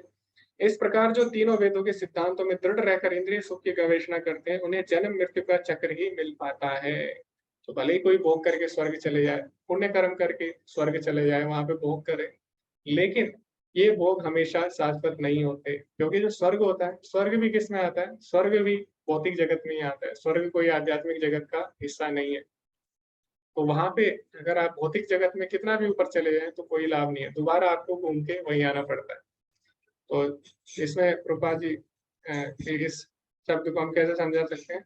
इसको हम इससे समझा सकते हैं, जैसे एक बड़ा पहिया होता है ना, पहिया क्या करता है? पहले ऊपर जाता है और ऊपर रहता है, लेकिन कुछ समय बाद दोबारा नीचे आ जाता है। तो इसी प्रकार जितने आपने पुण्य किए, जितने अच्छे कार्य किए, उतनी देर के लिए आप स्वर्गलोक में जा सकते हैं, उतने समय आप वहां रहेंगे। उसके बाद आपको जैसे ही आपके पुण्य खत्म होंगे, क्षीणे पुण्य मृत्युलोकम विशन्ति, दोबारा से वापस आना पड़ेगा। तो यानी स्वर्गलोक भी टेम्पररी नहीं है। आप कहीं भी चले जाए, स्वर्गलोक भी चले जाए, वो भी टेम्पररी, वो भी क्या है? टेम्पररी है, वो भी शाश्वत नहीं है। लेकिन एक चीज शाश्वत है, वो है भगवान का धाम। तो भगवान के धाम में जाके कोई भी वापस नहीं आता। यद गत्वा न निवर्तन्ते तद धाम परम मम। क्यों? क्योंकि वो हमारा परम धाम है, हमारा परम घर है। तो स्वर्गलोक में भले ही कोई ब्रह्मा जी के लोक तक चले जाए, वहां से भी उसको वापस आना पड़ता है, वहां पे भी जन्म मृत्यु का चक्कर है। उसके बाद आगे भगवान बोलते हैं, 23वें श्लोक में भगवान बताते हैं कि ये अपि अन्य देवता भक्ता यजन्ति श्रुतयान्विता ते अपि मामेव कौन्तेय यजन्ति अविधि पूर्वकम। हे कुंती पुत्र, जो लोग अन्य देवताओं के भक्त हैं और उनकी श्रद्धा पूर्वक पूजा करते हैं, वास्तव में वे मेरी ही पूजा करते हैं, किंतु वे यहाँ त्रुटिपूर्ण ढंग से करते हैं। तो जैसे यहाँ पे कैसे हम समझ सकते हैं इसको? कुछ उदाहरण दिए। जैसे पेड़ है, पेड़ के अलग अलग अंग होते हैं। पेड़ के पत्ती भी होती है और पेड़ में फूल भी होते हैं, टहनियां भी होती है। तो अगर आप पेड़ के फूल, पत्ते, टहनियों में पानी डाल रहे हो, तो एक तरह से आप पेड़ में ही पानी डाल रहे हो। लेकिन क्या वो सही तरीका है? सही तरीका नहीं है। सही तरीका क्या है कि आप पेड़ की जड़ में पानी डालो। तो एक तरह से आप पेड़ में पानी तो डाल रहे हो, लेकिन सही तरीका नहीं है। इसी प्रकार आप देवी देवताओं की उपासना कर रहे हो, तो एक तरह से आप भगवान की उपासना कर रहे हो। क्यों? क्योंकि जब हम किसी को प्रणाम करते हैं, किसी को दंडवत करते हैं, तो हम क्या करते हैं? हम क्यों उनको दंडवत करते हैं, उनको प्रणाम करते हैं? क्योंकि हमें पता है उनके हृदय में परमात्मा है। तो वास्तव में उनको प्रणाम नहीं करते, उनके हृदय में जो परमात्मा है उनको हम प्रणाम करते हैं। जैसे कि अभी जब हमारी कक्षा आरंभ होने वाली थी आज की, तो प्रभु जी ने, चेतन प्रभु जी ने जो कीर्तन किया, उसमें भी उन्होंने बोला कि हम वैष्णवों को प्रणाम करते हैं। क्यों? क्योंकि उनके हृदय में हमेशा परमात्मा विराजमान रहते हैं। तो जब हम किसी को प्रणाम करते हैं, तो वास्तव में उनके हृदय में जो परमात्मा है उनको हम प्रणाम करते हैं। तो इस प्रकार जब हम देवी देवताओं की उपासना करते हैं, तो क्यों करते हैं? हमें इसीलिए करनी चाहिए क्योंकि वो भी भगवान से जुड़े हुए हैं। लेकिन वो सही तरीका नहीं है भगवान से जुड़ने का, तो इसीलिए उसको अविधि पूर्वक हम बोला गया है। जैसे यहाँ पे खाने खिलाने की बात होती है, तो अगर हमें खाना खाना है, तो ऐसा नहीं है हमें आँख को खाना खिलाना पड़ेगा या कान को खाना खिलाना पड़ेगा, उससे पेट नहीं भरेगा। जब हम पेट में खाना डालेंगे तो क्या होगा? सभी अंगों को अपने आप पोषण मिल जाएगा, अपने आप खाना मिल जाएगा। तो वो सही तरीका है। इसी प्रकार तीसरी यहाँ पे उपमा दी गई है किसकी? अधिकारियों और निदेशकों को कुछ रिश्वत देना अवैध है। तो जैसे मान लो एक अधिकारी है, उसके नीचे बहुत सारे मंत्री है, तो अगर आपको कोई काम जल्दी कराना है, तो हम क्या करते हैं? हम जो नीचे स्तर के अधिकारी होते हैं, उनको कुछ हम रिश्वत देके अपना काम करा लेते हैं जल्दी से। लेकिन क्या ये सही तरीका है अपने काम कराने का? नहीं। सही तरीका है कि हम जो प्रोसेस है, जो विधि है, उसका पालन करें और एक विधि पूर्वक उस कार्य को करें। लेकिन अगर हमें जल्दी कराना है, तो हम रिश्वत देकर करा सकते हैं, लेकिन अगर पकड़े गए तो क्या होगा? दंड होता है। तो भौतिक जगत में हो सकता है हम पकड़े ना जाए, हम रिश्वत देकर अपना काम करा ले, लेकिन हो सकता है भौतिक जगत में पकड़े ना जाए, लेकिन आध्यात्मिक जगत में पकड़े जाएंगे। क्यों? क्योंकि भगवान हमेशा हमारे साथ है, वो सब चीज देख रहे हैं। तो भौतिक जगत के कानून से हम बच सकते हैं, लेकिन भगवान के कानून से नहीं बच सकते। तो इसीलिए हमें क्या करना चाहिए? सही विधि का पालन करना चाहिए। और ये भी विधि है, धीरे धीरे अगर हम शरणागति लेते हैं देवताओं की, उनकी उनकी पूजा करते हैं, तो एक तरह से हमारे मन में शरणागति की भावना आ जाती है। तो धीरे धीरे हम भगवान की भी शरणागत हो जाते हैं। लेकिन वो प्रोसेस बहुत लंबा है, वो विधि बहुत ही लंबी है। तो प्रभुपाद जी बोलते हैं, अगर किसी को लिफ्ट मिल रही है तो आपको सीढ़ी की क्यों आवश्यकता है? अगर आपको लिफ्ट मिल गई है, अगर आपको पता लग गया कि भगवान कृष्ण की शरणागति लेने से सारे काम हो जाएंगे, सारे देवी देवता प्रसन्न हो जाएंगे, तो क्यों हम अलग अलग सभी देवी देवताओं के पास जाके हम क्या करें? सभी को प्रसन्न करें, जबकि अंत में हमें वहीं पे आना है। तो हमें क्या करना है? लिफ्ट का सहारा लेना है, हमें सीढ़ी से नहीं जाना। जो बुद्धिमान व्यक्ति होगा वो क्या करेगा? लिफ्ट से जाएगा, हमें अपना समय और ऊर्जा बचाने के लिए। तो अगर हमें अपना समय और ऊर्जा बचानी है तो हमें डायरेक्ट भगवान की शरण में जाना चाहिए। तो यहाँ पे ये हमें सीखने को मिलता है इससे। ओके, अभी कई लोग बोलते हैं, आपने सुना भी होगा और इस पे बहुत विवाद भी होता है। तो कई लोग बोलते हैं कि क्यों आप ऐसा बोल रहे हो कि कृष्ण भगवान है और बाकी लोग जो बाकी देवी देवता हैं वो अलग है? ऐसा कहाँ लिखा है? हमारे धर्म में तो सबको एक ही माना गया है। किसी की भी पूजा कर लो, किसी की भी पूजा कर लो, सब एक ही है। और सबकी पूजा करके आप मोक्ष की प्राप्ति कर सकते हो, ऐसा कई लोग बोलते हैं। आप लोग क्या कर रहे हो? आप लोग आपस में सबको लड़वा रहे हो, कृष्ण को सर्वश्रेष्ठ मान के और बाकी देवताओं को कम मान के आप लोग आपस में सबको लड़वा रहे हो। लेकिन ऐसा हम नहीं बोल रहे, ना ही ऐसा इस्कॉन बोलता है। ऐसा कौन बोल रहे हैं? ऐसा भगवान खुद बोल रहे हैं भगवत गीता में। ठीक है, तो भगवान इस श्लोक में बोलते हैं क्या? यान्ति देवव्रता देवान् पितॄन् यान्ति पितृव्रता भूतानि यान्ति भूतेज यान्ति मद्याजिनो अभिमाम। देवताओं की पूजा करने वाले देवताओं के बीच में जन्म लेंगे, जो पितरों की उपासना करेंगे वे पितरों के पास जाएंगे, जो भूतों और आत्माओं की पूजा करते हैं वे ऐसे प्राणियों के बीच में जन्म लेंगे, और जो मेरे उपासक है वो मेरे साथ रहेंगे। तो भगवान ने ये नहीं बोला भगवत गीता में कि आप किसी की भी पूजा कर लो, आपको तो मेरे ही पास आना है। सारे देवी देवता एक ही है, किसी की भी शरण में चले जाओ, आप मेरे को ही प्राप्त करोगे। ऐसा भगवान ने नहीं बोला भगवत गीता में। तो भगवान स्वयं बोल रहे हैं, जैसे आपकी श्रद्धा होगी, जिसमें जिससे आपकी आसक्ति होगी, आप उसी के पास जाओगे। मान लो किसी की आसक्ति किसी देवी देवता से है, तो भगवान उसको क्यों जबरदस्ती अपने साथ रखेंगे? उसके भगवान से जब प्रेम ही नहीं है तो भगवान क्यों उसे जबरदस्ती अपने साथ रखेंगे? क्योंकि भगवान तानाशाह नहीं है, भगवान डिक्टेटर नहीं है। तो इसीलिए ऐसा कहना कि किसी भी शरण में जाओ आप भगवान के पास जाओगे, ये बिल्कुल भी सही नहीं है। तो भगवान भी इसका स्वयं खंडन कर रहे हैं भगवत गीता में। तो जैसी श्रद्धा होगी वैसी आपकी गति होगी। तो भगवान बोलते भी है, यम यम वापि स्मरण भावम त्यजति अन्ते कलेवरम तम तमे वेति कौन्तेय सदा तद भाव भावता। जैसे आपकी चेतना होगी शरीर त्यागते समय, चेतना कैसी होगी? जैसे जैसे आप कर्म करेंगे। तो अगर आप देवी देवता से आसक्त रहेंगे तो आप देवी देवताओं के पास जाओगे, भगवान से आसक्त रहोगे तो भगवान के धाम जाओगे। तो ऐसा नहीं है सारे रास्ते एक ही तरफ जाते हैं, जैसे कि कई लोग बोलते हैं कि सब रास्ते एक ही हैं, किसी के भी चरण में चले जाओ। ऐसा बिल्कुल भी नहीं है। तो प्रभुपाद जी भी यहाँ पे बोलते हैं, कृष्ण कहते हैं यान्ति देवव्रता देवान। कैसे कैसे यहाँ कह सकते हैं कि हर कोई भगवान के पास जाता है? कई लोग बोलते हैं कि किसी को भी पकड़ लो आप, जैसे जो मायावादी होते हैं वो पंचोपासना करते हैं, तो 5 देवताओं को मानते हैं, जैसे गणेश पार्वती शिव जी, इस तरह वो 5 देवताओं को मानते हैं। बोलते हैं कि किसी भी देवता के पास चले जाओ। तो देवता कैसे?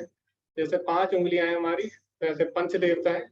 और ये जो हथेली है ये क्या है? निराकार ब्रह्म है। तो आप किसी की भी शरण में चले जाओ, धीरे धीरे क्या करो? उसका खंडन कर दो, मूर्ति का जिसकी भी आप पूजा कर रहे हो उसको विसर्जित कर दो या उसको तोड़ दो। और धीरे धीरे जब आपकी श्रद्धा हो जाएगी तो उसके बाद मूर्ति तोड़ के आप निराकार पे ध्यान करो। तो ऐसा वो लोग बोलते हैं। ठीक है, तो लोग बोलते हैं किसी की भी शरण में चले जाओ, हमें एक पे ही जाना है, निराकार पे ही जाना है अंत में। लेकिन ऐसा नहीं है, भगवान इसका खंडन कर रहे हैं। तो यान्ति देवव्रता देवान, जो देवताओं के पास पूजा करेगा उनके पास जाएगा। आप शिव के पास जा सकते हैं, आप इंद्र के पास जा सकते हैं, बहुत सारे ग्रह हैं, आप वहां जाएंगे। और यहाँ सत्य है। और आप कैसे कह सकते हैं कि मैं जो भी टिकट खरीदता हूँ मैं इससे दिल्ली ही जाऊंगा? तो जहाँ की टिकट खरीदोगे आप वहीं जाओगे, दिल्ली की टिकट खरीदोगे दिल्ली जाओगे। तो जिस से हम आसक्त होंगे हम उसी के पास जाएंगे। तो मान लीजिए कोई शिव जी के भक्त हैं, तो अगर आप शिव जी के भक्त हैं तो आप फिर गोलोक धाम भाई भगवान आपको क्यों ले जाएंगे? क्योंकि आपको शिव जी से प्रेम है, तो आपको शिव जी के पास जाना पड़ेगा, वहां पे आपको अच्छा लग रहा है। तो अगर आपको जबरदस्ती गोलोक धाम में रख देंगे तो आपको अच्छा नहीं लगेगा, क्योंकि आप शिव जी से प्रेम करते हैं। तो इस तरह क्या है, सभी अलग अलग लोग हैं सभी के, जिससे आपकी आसक्ति होगी आप उसी के पास जाएंगे। तो ऐसा तो गलत है। अगर मेरे को कहीं और जाना है, मेरे को कहीं और पसंद है, और भगवान मुझे अपने साथ रख लेंगे तो मुझे अच्छा नहीं लगेगा, ये है। तो इसीलिए आप, अगर हमें भगवान के पास जाना है तो हमें भगवान से आसक्ति रखनी होगी।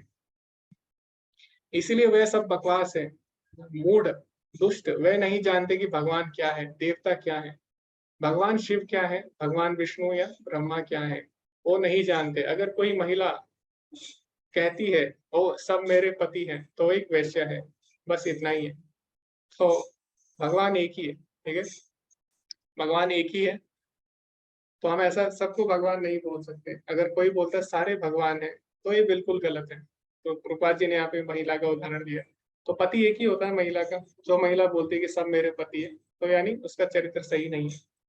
इसी प्रकार अगर कोई बेटा बोलता है कि सब मेरे पिता है, तो वो भी सही नहीं है। उससे भी क्या होता है, यानी उसके भी जो माता है उसका चरित्र सही नहीं। तो जिस तरह पिता एक ही होता है, उसी प्रकार भगवान भी एक ही है। हम किसी को भी अपना पिता नहीं बोल सकते। तो इसी प्रकार भगवान भी एक ही है, हम किसी को भी भगवान नहीं मान सकते। और भगवान कौन है, वो हमें शास्त्र बताते हैं।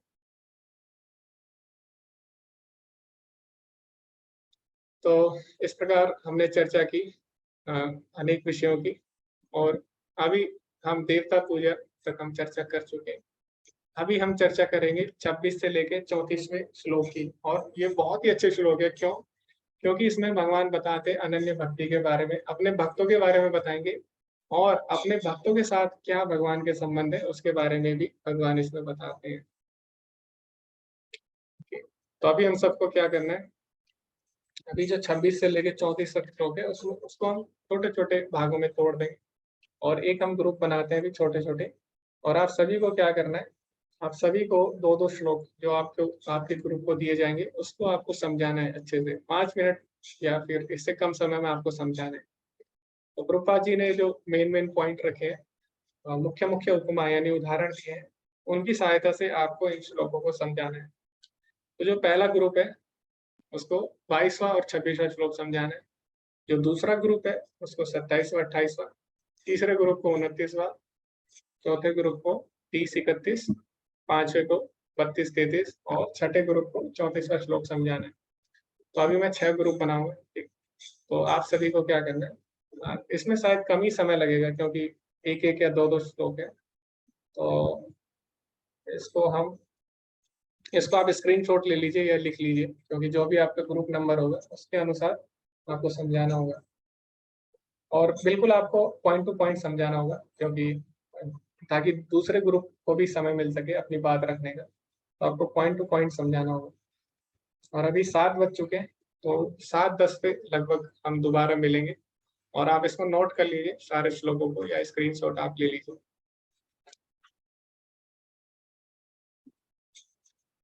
तो 6 ग्रुप मैं बनाऊंगा, तो आप उसको ज्वाइन कर सकते। हरे कृष्ण।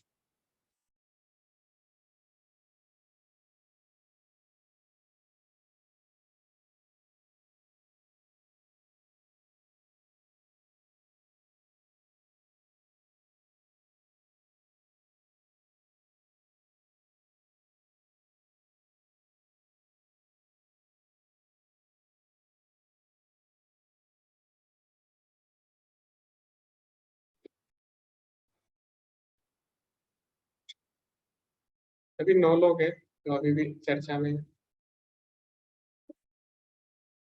उसी देर में क्लोज हो जाएगा, कुछ ही सेकंड में। उसके बाद दोबारा से चर्चा करें। और फिर लगभग सभी लोग आ चुके हैं।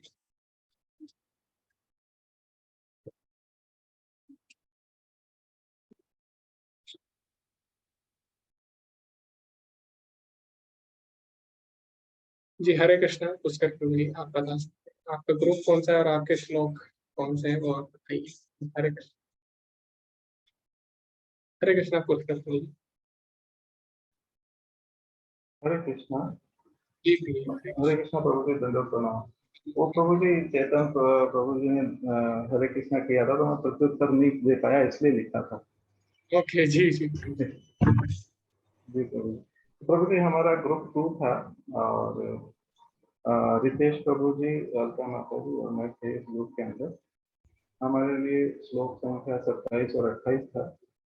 तो प्रभु जी श्लोक संख्या 27 में प्रभु कह रहे हैं, यत् करोसि यत् स्नासि यदि होसि विनाशि यत् तपस्वी कौन्तेय तत्पुरुष मदतम्।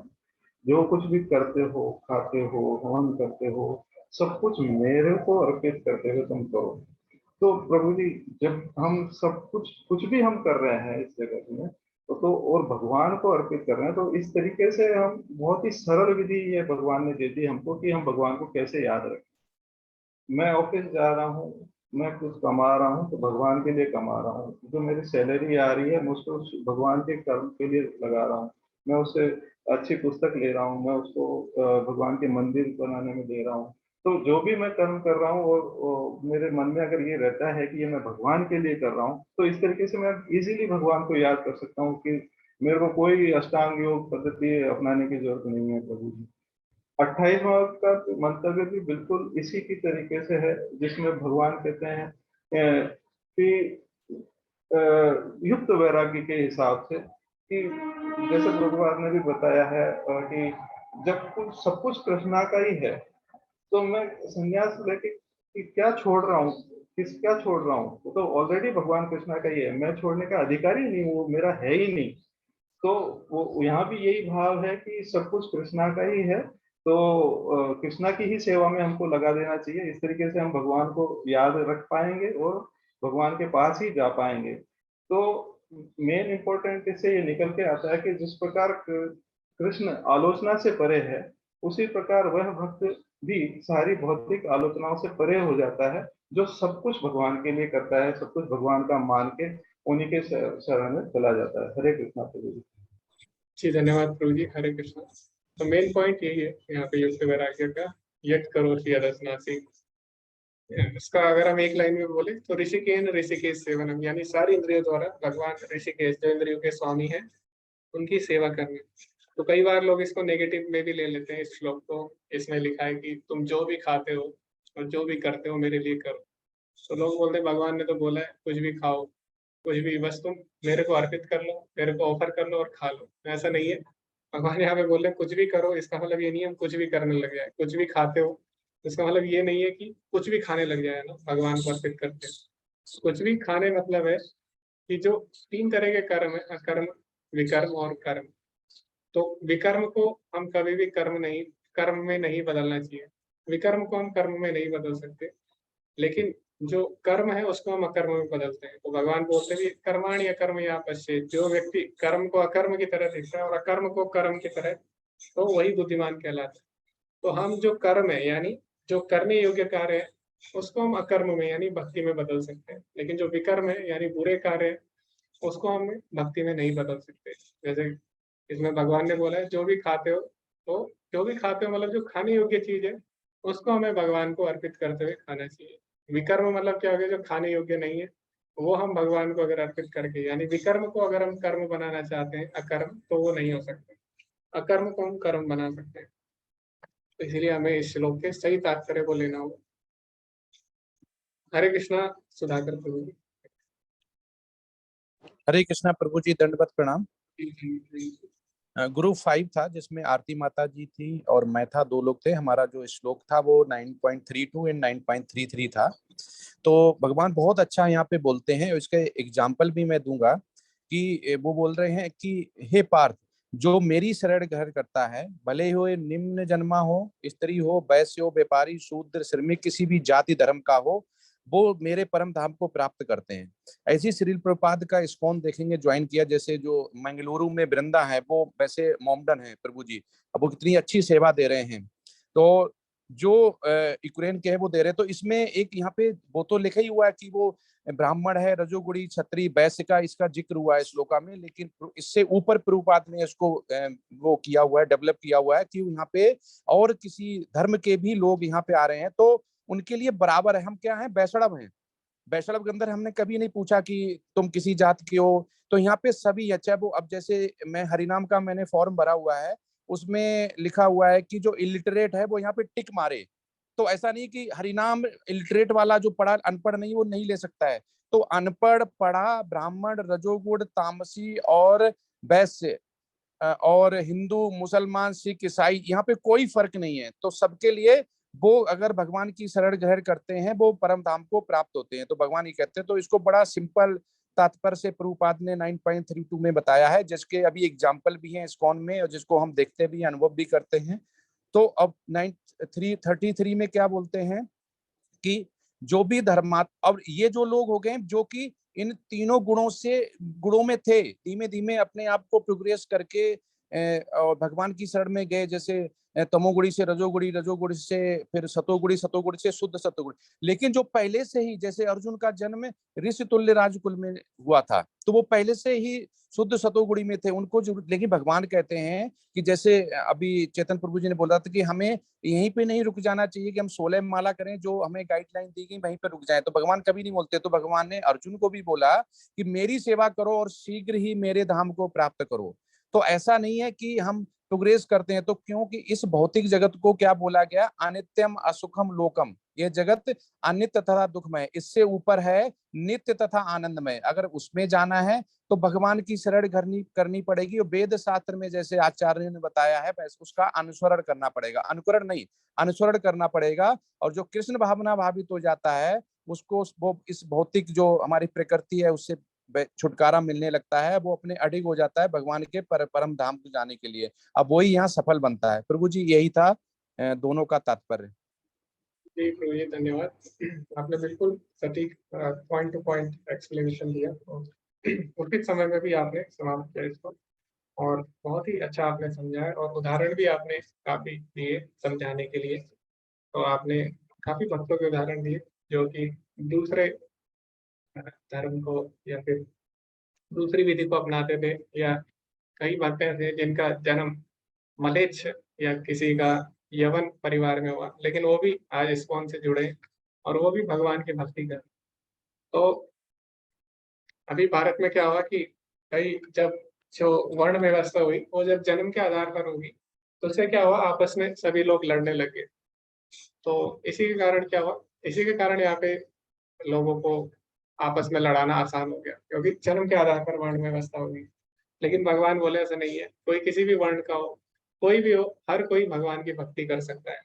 तो भक्ति की कोई सीमा नहीं है, भक्ति को कोई नहीं रोक सकता। तो जैसे प्रभु जी ने भी उदाहरण दिया, वैसे हरिदास ठाकुर भी थे। हरिदास ठाकुर थे, उनका जन्म भी मुस्लिम परिवार में हुआ था, लेकिन वो भी क्या करते थे, वो भी भगवान का नाम लेते थे। और वो हमारे नामाचार्य हैं, तो नामाचार्य हमेशा भगवान का नाम लेते थे, 24 घंटे भगवान का नाम चलता रहता था। इस प्रकार हम देखते हैं कोई किसी भी परिवार में जन्मा हो तो जन्म से नहीं होता, किससे होता है, उसके गुण और कर्म से होता है। तो यही यहाँ पे भगवान बताते हैं। दूसरा ऐसा नहीं है, तो कई जो संप्रदाय है वो मानते हैं कि जो स्त्रियां हैं उन्हें मोक्ष की प्राप्ति नहीं हो सकती। जो मायावादी संप्रदाय विशेषकर उनके यहाँ तो बोला गया है कि जो ब्राह्मण है वही केवल मोक्ष प्राप्त कर सकता है, और जो बाकी लोग हैं, ग्रस्त हैं या फिर जो स्त्रियां हैं, वो मोक्ष प्राप्त नहीं कर सकती। लेकिन यहाँ पे ऐसा नहीं है, जो वैष्णव है वो ऐसा नहीं मानते, ना ही भगवत गीता में भगवान ने ऐसा बोला है। तो भगवान बोले चाहे स्त्री भी हो, वो भी, चाहे स्त्री हो, चाहे वो वैश्य हो यानी व्यापारी हो, शूद्र हो, कोई भी हो, भगवान की शरणागति ले सकता है और उनको प्राप्त कर सकता है। तो भगवत गीता इसका खंडन करती है, और वैष्णव सिद्धांत भी यही बोलता है कि कोई भी भगवान की भक्ति कर सकता है। हरे कृष्णा सुधाकर प्रभु जी। हरे कृष्णा प्रभु जी, धन्यवाद प्रणाम। प्रभु जी, हमारा ग्रुप 1 था जिसमें पल्लवी माता जी, अलका माता जी, हम श्लोक नंबर प्रभु जी हमारे ग्रुप को 22 और 26 मिला है। जैसे श्लोक नंबर 22 का है कि अनन्य चिंतयन्तो मांग ये जनाः पर उपासते तेषां नित्याभियुक्तानां योगक्षेमं वहां। अर्थात भगवान यहाँ कह रहे हैं जो अनन्य भाव से, अर्थात जिसका कृष्ण के सिवा कोई और लक्ष्य नहीं है, और इस तरह जो भगवान की पूजा करता है तो भगवान उसकी सभी आवश्यकताओं को पूर्ण करते हैं, और इसके साथ साथ उसके पास जो भी अवेलेबल होती है, जो भी उसके पास चीज होती है उसकी जो रक्षा करते हैं। इसका एक उदाहरण हम देखेंगे तो है अर्जुनाचार्य। अर्जुनाचार्य बहुत दयनीय परिस्थिति में रहते थे, परंतु वो मंदिर में जाके अपने गीता का अनुवाद लिखते थे। तो उन्होंने जो से यहाँ दिया गया है कि योगक्षेमं वहाम्यहम्, अर्थात सभी चीजों को भगवान वहन करते हैं। जो उनके इस रूप में इस भाव से भक्ति करता है, उसकी सभी चीजों का भगवान वहन करते हैं। तो वो उसको काट दिए कि नहीं, भगवान तो मेरा वहन नहीं कर रहे हैं। फिर वो भिक्षा करने चले गए। तो उस समय उनके पत्नी के पास 2 बालक आए, जो घर के सभी सामान लेके वो आए थे। तो जब अर्जुनाचार्य आए वापस घर, तो बोले ये सब कौन लाया? तो उनकी पत्नी बोली कि 2 बालक लेके आए थे, एक श्याम वर्ण के, एक सफेद वर्ण के थे। तो उनको समझ में आ गया कि ये कौन है। तो उन्होंने पूछा कैसे थे ना, उनकी जबान कटी हुई थी। तो तुरंत ही उनको याद आ गया कि मैंने जो लिखा था योगक्षेमं वहाम्यहम्, वो काट दिया था। तो उन्होंने जाके जब दोबारा देखा तो वो जो कटी हुई लाइन मिट गई थी। तो इससे ये हमें पता चलता है कि भगवान हमारे सभी चीजों को वहन भी करते हैं और जो हमारे पास होता है उसे भी रक्षा करते हैं। तो जैसे 26वां नंबर श्लोक है, पत्रम पुष्पम फलम तोयम ये मैं भक्ता प्रयच्छति तदहम भक्ति प्रहितम अश्नानि प्रयतात्मना। अर्थात भगवान कह रहे हैं अपने स्थिति के अनुसार जो मुझे एक पत्र, एक पुष्प, एक फल या थोड़ा सा जल भी प्रदान करता है, प्रेम पूर्वक प्रदान करता है, तो मैं उसे स्वीकार करता हूँ। तो यहाँ पे देखा जाए तो जैसे उदाहरण 2 देना चाहूंगा सनातन गोस्वामी जी का। सनातन गोस्वामी भिक्षा करके आटा लाते थे और आटा की जो गोली बना के वो भगवान को देते थे, तो भगवान उसे स्वीकार करते थे। दूसरी तरफ प्रभुपाद जी के पास इतने सारे उनके भक्तों ने धन संपत्ति क्या क्या सब चीजें दी है, तो भगवान के सारे भगवान के कार्यों में उन्होंने सबको लगाया। इतने बड़े बड़े पूरे विश्व भर में उन्होंने मंदिर निर्माण करवाए। तो अपने परिस्थिति के अनुसार हमें भगवान को ये सब चीजें अगर प्रेम पूर्वक प्रदान करेंगे तो भगवान ग्रहण करेंगे। दूसरा ये कि जैसे इसमें बताया गया है इस श्लोक में कि भगवान कह रहे हैं पत्रम पुष्पम फलम, वो नहीं कह रहे कि अंडा माछ मछली ये सब। तो ऐसी चीजों जो हम खुद भगवान ग्रहण नहीं करे, हमें खुद ग्रहण भी नहीं करना चाहिए। ऐसी चीजों का हमें कभी लेना नहीं चाहिए, देना नहीं चाहिए। आगे इसमें और थोड़ा सा जोड़ूंगा, जैसे कुछ निराकारवादी या जैसे ये कहते हैं कि भगवान इन सब चीजों का ग्रहण कैसे करते हैं। तो एक छोटा सा इसमें मैंने ये अमोघ लीला प्रभु जी के इसमें सुना था कि जैसे कोई शिष्य गुरु से ये पूछे कि भगवान कैसे ग्रहण करते हैं, सभी चीजें तो वहीं का वहीं रहता है जो हम प्रसाद चढ़ाते हैं। तो गुरु ने बोलेंगे आप जाइए और भगवद गीता का प्रथम श्लोक याद करके आइए। जब वो शिष्य दूसरे दिन आके प्रभु जी अपने गुरु को श्लोक सुनाएगा, तो 2 बार 3 बार पूछेंगे, बोलेंगे तुमने श्लोक याद नहीं किया। तो शिष्य इरिटेट होकर बोलेगा नहीं प्रभु जी मैं तो श्लोक याद कर लिया, मैं आपको बता रहा हूँ। तो गुरु उन्हें बताएंगे नहीं, तुमने जो श्लोक याद किया वो तो बुक में किताब में वही का वही है। अगर तुमने याद कर लिया तो ये तुम्हारे मस्तिष्क में चला गया, लेकिन किताब से तो गया नहीं।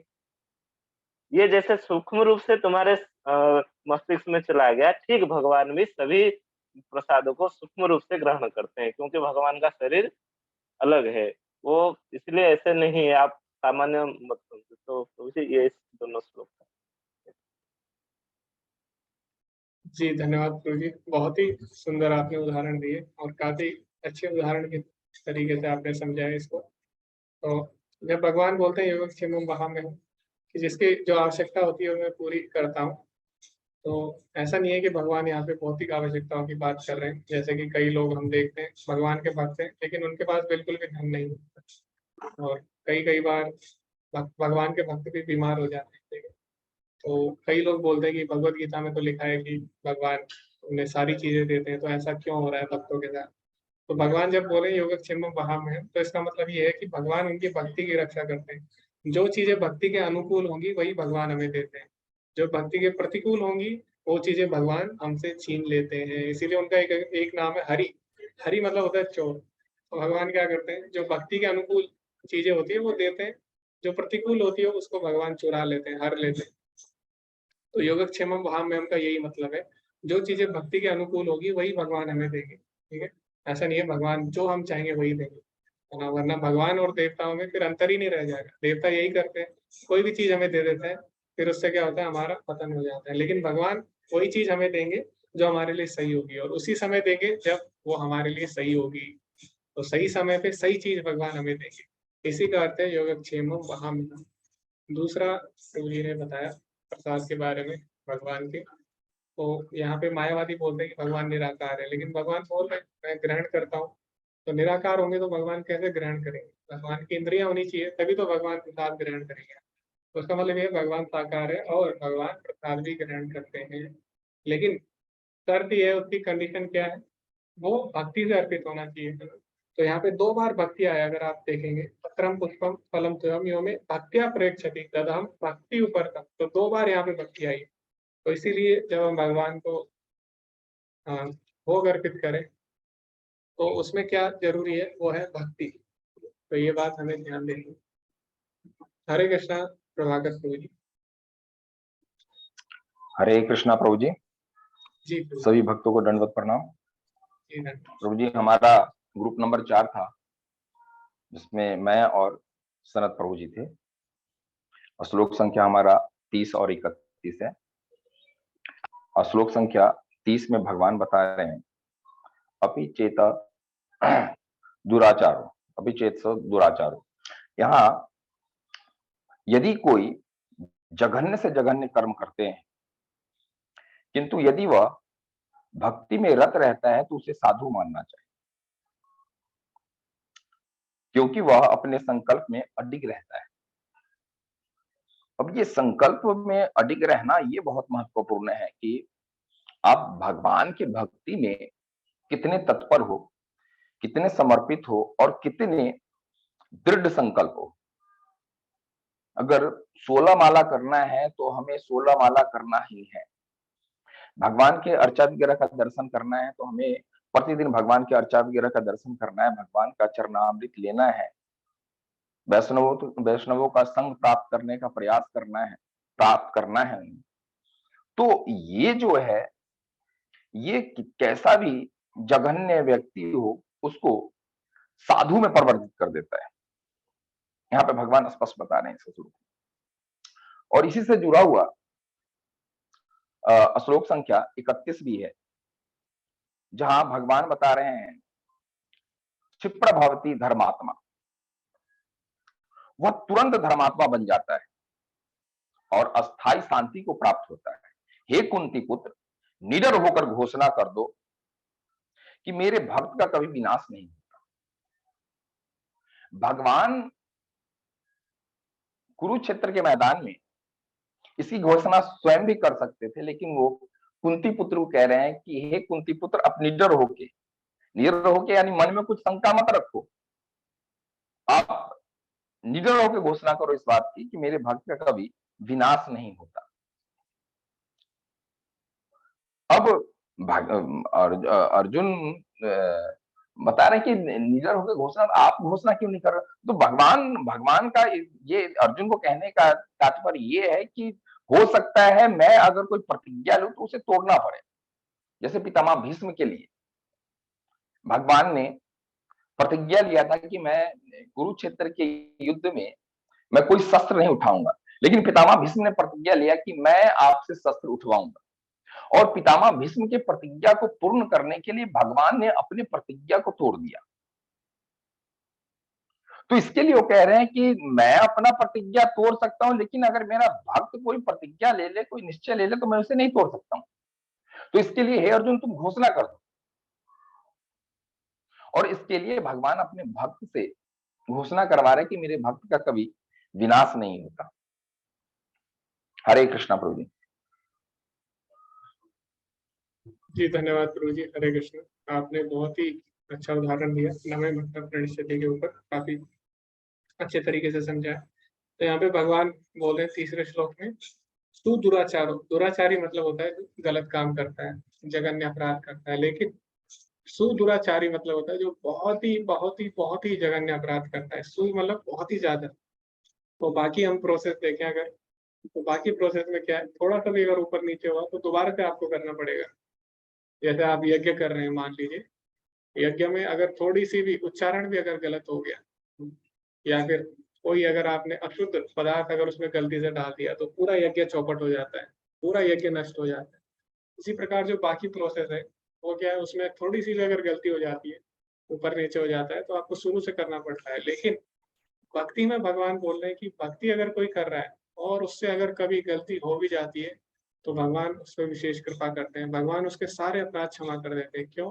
अभी भी अगर उसके मन में संकल्प है कि हाँ मेरा पतन हो गया, कोई बात नहीं, लेकिन मैं दोबारा प्रयास करूंगा भगवान को प्राप्त करने का, तो भक्ति में कभी भी फेलियर नहीं होता। भगवान हमेशा अवसर देते हैं सबको जुड़ने का। तो भगवत गीता में भगवान ने कहीं पे भी ये नहीं बोला कि ये लोग मेरी शरण में नहीं आ सकते या ऐसा नहीं आ सकते, बल्कि भगवान उल्टा बोल रहे हैं। भगवान बोले अगर कोई जघन्य अपराध कर भी देता है तब भी वो मेरी शरण में आ सकता है। तो ये यहाँ पे हम देख सकते हैं भगवान कितने करुणामयी है। उसके बाद आगे जैसे प्रभुपाद जी ने बताया, और प्रभुपाद जी भी लिखते हैं यहाँ पे, और ये प्रश्न नहीं उठता कि संयोगवश या स्वेच्छा से निंदनीय कर्मों में प्रवृत्त होने वाले व्यक्ति किस प्रकार भक्त हो सकता है।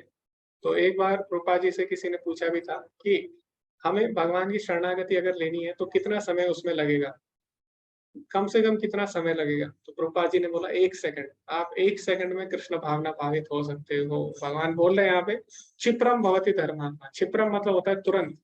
तो आप तुरंत भी भगवान की शरणागति ले सकते हो। वो किस पर निर्भर करेगा कि आप कितने गंभीर हो, कितने सीरियस हो। जितने सीरियस आप होंगे उतनी जल्दी आप भगवान की शरण ग्रहण कर सकते हैं। जैसे परीक्षित महाराज थे, उन्होंने 7 दिन में भगवान की प्राप्ति कर ली। 7 दिन में उन्होंने भगवान को प्राप्त कर लिया। क्यों? उन्होंने गंभीरता से उसको सुना, बिना खाए पिए, बिना सोए, बिना मल मूत्र का त्याग किए, उन्होंने गंभीरता से इसको लिया। तो जितनी गंभीरता से हम भगवान को लेंगे, ये यथा माम प्रपद्यन्ते ताम सदैव भजाम्यहम्, भगवान भी हमको उतनी गंभीरता से लेंगे। तो कोई तुरंत 1 सेकंड में ही भगवत प्राप्ति कर सकता है। जैसे खटवांग महाराज थे, उनके पास कुछ ही मिनट थे मरने से पहले, उसी में उन्होंने भगवान का ध्यान किया और भगवान को प्राप्त कर लिया। इस प्रकार हर कोई तुरंत ही भगवान को प्राप्त कर सकता है। बस जितने हम गंभीर होंगे उतनी जल्दी हम भगवान को प्राप्त कर सकते हैं। हरे कृष्णा। अरविंद प्रभु जी। हरे कृष्णा प्रभु जी, दंडवत प्रणाम। मेरी आवाज आ रही है? जी प्रभु जी, हरे कृष्ण। जी माता जी, प्रभु जी। मेरे ग्रुप में नीलम माता जी थे, तो हम लोगों ने जो आपस में डिस्कस किया है, हमारा श्लोक था मन मना भव मद भक्तो मद्याजी माम नमस्करो माँ में वैश्यसी युक्त आत्मानम मत परायणम। इसमें भगवान कहते हैं कि हमारा चिंतन करो, मेरा भक्ति करो, मेरी पूजा करो और मुझे नमस्कार करो। प्रभुपाद जी अपने तात्पर्य में बताते हैं कि कुछ लोग आसुरी होते हैं, वे भी कृष्ण का चिंतन करते हैं, किंतु ईर्ष्यावश जिस प्रकार उनका मामा कंस करता था, वो भय से चिंतन करता था, पर ये भक्ति नहीं है। भक्ति करना अर्थात हमें सीखना होगा, हमें जानकारी लेनी होगी कि भगवान को प्रेम पूर्वक चिंतन करना है, जिसमें प्रमाणिक गुरु से सीखना होगा और उनके बताए हुए तरीके को अपना करके हमें भक्ति करनी होगी। और भगवान कहते हैं मन अपना में स्थित करो, तो इसके लिए हमें 9 विधि भक्ति का अनुसरण करना पड़ेगा, जिससे मनसा कर्मणा वाचा हम भगवान की सेवा कर सके। और भगवान कहते हैं मेरी पूजा करो, और लास्ट में कहते हैं मुझे नमस्कार करो। और भगवान बताते हैं कि मुझ में पूर्णतया तल्लीन होने पर और मेरी शरण लेने पर तुम निश्चित रूप में मुझको प्राप्त होगे। तो ये जो चैप्टर का नाम है परम गुह्य ज्ञान, ये परम गुह्य ज्ञान के बारे में बताते हैं कि कैसे तुम मुझे प्राप्त हो पाओगे। तो इसका उदाहरण बहुत चाहे अम्बरीश महाराज, वो हर वक्त भगवान के चिंतन में लगे रहते थे, उनकी पूजा करते थे, सारे अंगों से वो पैर से भगवान के मंदिर में जाते थे, वो उनका आंखों से दर्शन करते थे, उनके अर्पित किए हुए फूल को नाक से सूंघते थे। वो सारी इंद्रियों को, सारे कर्मों को, अब सारी बुद्धि को भगवान में लगाते थे। तो ये हमें एग्जाम्पल बहुत अच्छा है, हमें इनका अनुसरण करना चाहिए और हमें भगवत प्राप्ति बहुत आसानी से हो जाए।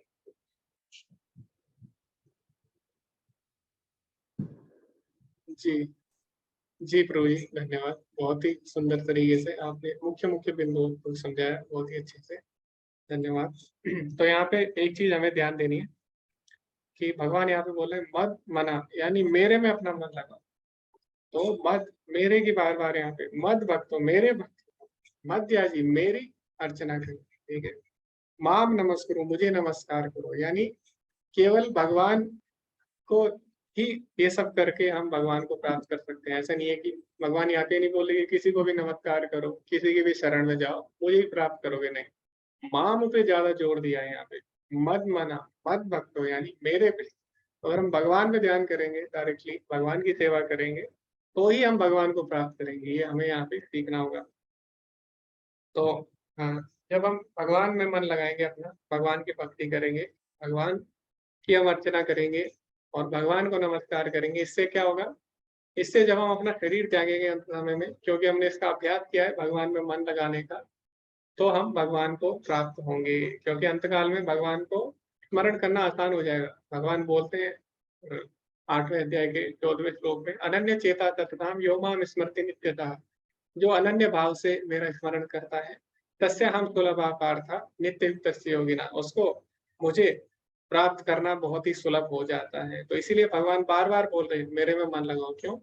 क्योंकि अगर हम भगवान में मन लगाएंगे तभी हम भगवान को प्राप्त कर सकते हैं, तभी अंत समय में भगवान याद आएंगे, तभी हम भगवान को प्राप्त कर पाएंगे। तो इसीलिए हमें क्या करना है? भगवान में मन लगाना है। तो इसी को कृष्ण भावनामृत बोला जाता है, भगवान का ध्यान करना, भगवान की भक्ति करना और हमेशा उनका चिंतन करना। तो ये यहाँ पे हमें सीखने को मिलता है इस श्लोक में। और ये जो श्लोक है, ये जो लाइन है, मत मनाओ भव मत भक्तो मत त्याजी माम नमस्कुरु, ये जो पंक्ति है 2 बार आती है भगवद गीता में। 18वें अध्याय में भी भगवान बोलेंगे। तो इससे हमें ये समझना चाहिए कि ये जो लाइन है बहुत ही इंपॉर्टेंट है। भगवान की भक्ति, भगवान का चिंतन और भगवान की अर्चना ही हमें भगवान तक पहुंचा सकती है। तो इसीलिए भगवान ने ये लाइन 2 बार बोली है। बाकी कोई भी लाइन नहीं है भगवद गीता में पूरी जो भगवान ने 2 बार बोली है। तो इसीलिए बहुत ही महत्वपूर्ण है। तो ये भी हमें यहाँ पे समझना होगा। हरे कृष्णा गौरव प्रभु जी। हरे कृष्णा प्रभु जी, धन्यवाद, प्रणाम। जी धन्यवाद। प्रभु जी, मेरा ग्रुप 3 था, उसमें तनुश्री माता जी और वनाली माता जी थी।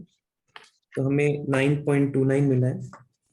तो इस श्लोक में भगवान कहते हैं, सम्मोहम सर्वभूतेषु नामे दोषस्य ना प्रियः ये भजन्ति तुमाम भक्त्या मयि ते तेषु चाप्यहम्। तो भगवान कहते हैं कि मैं सबके साथ संभाव हूं, किसी के साथ पक्षपात नहीं करता, पर जो मेरी भक्ति करता है मैं उस पे विशेष कृपा करता हूं। वो मेरा मित्र है और मैं उसका मित्र हूं।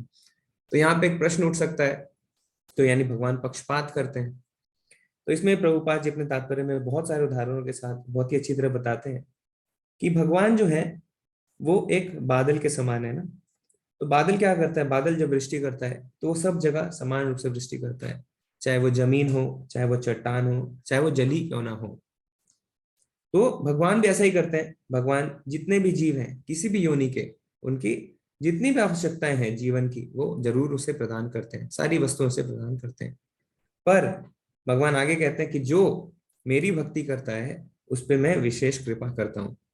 तो इसको प्रभुपाद जी उदाहरण से बताते हैं कि जैसे कोई व्यक्ति है ना, बहुत ज्यादा उपकारी है, पर फिर भी क्या करता है? वो अपनी संतानों पे विशेष रुचि लेता है। तो ऐसा नहीं है कि अगर वो दूसरों का उपकार करता है तो वो अपनी संतानों को भी संभाव से देखता है, वो उस पर विशेष कृपा करता है। इसी तरीके से भगवान कहते हैं कि जो मेरी भक्ति करता है मैं उस पर विशेष कृपा लेता हूँ। इसके लिए एक और सुंदर उदाहरण प्रभुपाद जी बताते हैं कि जैसे एक हीरा है। एक हीरे को जब सोने में जड़ दिया जाता है तो क्या होता है? वो बहुत ही सुंदर दिखने लगता है। तो इससे सोने की महिमा तो बढ़ती है, परंतु हीरे की भी महिमा बढ़ती है। तो यहाँ पे हीरा कौन है? यहाँ पे हीरा भगवान है। और सोना कौन है? सोना भक्त है। तो दोनों एक दूसरे को, है ना, एक दूसरे की महिमा बढ़ाते हैं और दोनों ही निरंतर चमकते रहते हैं। तो इसी तरीके से जब भक्ति हम करते हैं तो भगवान क्या करते हैं? इस तरीके से हम पे विशेष कृपा करते हैं। और अगर ऐसा नहीं होगा तो क्या होगा? ये जो आदान प्रदान है जो आपने बताया, ये यथा मां प्रपद्यन्ते तामस्ते भजामह्यम्, अगर ये आदान प्रदान नहीं होगा तो फिर क्या? ये सगुणवादी दर्शन नहीं रह जाएगा, है ना। तो फिर भक्ति जो है वो बिना रस के रह जाएगी। तो भगवान आदान प्रदान करते हैं। और ये ऐसा क्यों करते हैं? क्योंकि जो भी भक्ति है वो इस जगत का कार्य नहीं है, वो अध्यात्म जगत का कार्य है। और जो भक्ति करता है वो हमेशा शाश्वत आनंद प्राप्त करता है। जी, हरे कृष्ण प्रभु जी। जी धन्यवाद प्रभु जी। हरे कृष्ण। तो बहुत ही सुंदर तरीके से समझाया आपने कि भगवान अगर भक्तों पे विशेष कृपा नहीं करेंगे, विशेष रस का उनके साथ आदान प्रदान नहीं करेंगे, तो फिर साकार भगवान की भक्ति का कोई फायदा ही नहीं है। फिर तो निराकार व्यक्ति क्या करता है? भगवान का ध्यान करता है, तो उसमें रस नहीं होता है। भगवान की भक्ति की यही विशेष महिमा है कि भगवान उनके साथ विशेष रस का आदान प्रदान करते हैं। तो हम देखते हैं कि किस प्रकार भगवान अपने भक्तों के भी दास बन जाते हैं। तो अर्जुन के भगवान सारथी बन गए, तो ये केवल भक्ति नहीं संभव है, भक्तों के साथ भी भगवान विशेष कृपा करते हैं, उनका विशेष ध्यान रखते हैं। तो यही भक्ति का रस है। और जैसे बोला गया है श्रुति शास्त्रों में भी, रसों वैसा, यानी जो भगवान कृष्ण है वो सारे रसों के सार है, सारे रसों के सागर है। तो इस प्रकार हम यहाँ पे देखते भी हैं। तो इस प्रकार भगवान अपने भक्तों पे विशेष कृपा करते हैं। कई लोग बोल सकते हैं भगवान पार्शियल है, भगवान अपने भक्तों पे ही क्यों कृपा कर रहे हैं, भक्तों पे ही क्यों विशेष कृपा कर रहे हैं? तो ऐसा नहीं है भगवान पार्शियल है, भगवान इम्पार्शियली पार्शियल है। कैसे कि अगर आप भगवान की भक्ति करेंगे, भगवान आप पे भी कृपा कर देंगे, तो इसमें पार्शियलिटी कहाँ रह गई फिर? तो इसीलिए इसको बोला जाता है इम्पार्शियली पार्शियल, यानी भगवान पार्शियल है लेकिन इम्पार्शियल भी है साथ ही साथ। ठीक है, इसी को बोला जाता है क्या? इसी को बोला जाता है भगवान की अचिंत्य शक्ति, यानी भगवान एक साथ दोनों हो सकते हैं। बाहिर नरसिंहा हृदय नरसिंहा, बाहर भी हो सकते हैं अंदर भी हो सकते हैं। इसी तरह भगवान पार्शियल और इम्पार्शियल दोनों एक साथ हो सकते हैं। तो पार्शियल मतलब केवल अपने भक्तों पे कृपा कर रहे हैं, इम्पार्शियल मतलब आपको भी भक्ति का अवसर दे रहे हैं। इसीलिए भगवान को बोला जाता है इम्पार्शियली पार्शियल। ओके, तो इसी के साथ आज का अध्याय समाप्त होता है। अंत में प्रभुपाद जी इस अध्याय के क्या बोलते हैं वो भी हम चर्चा करेंगे।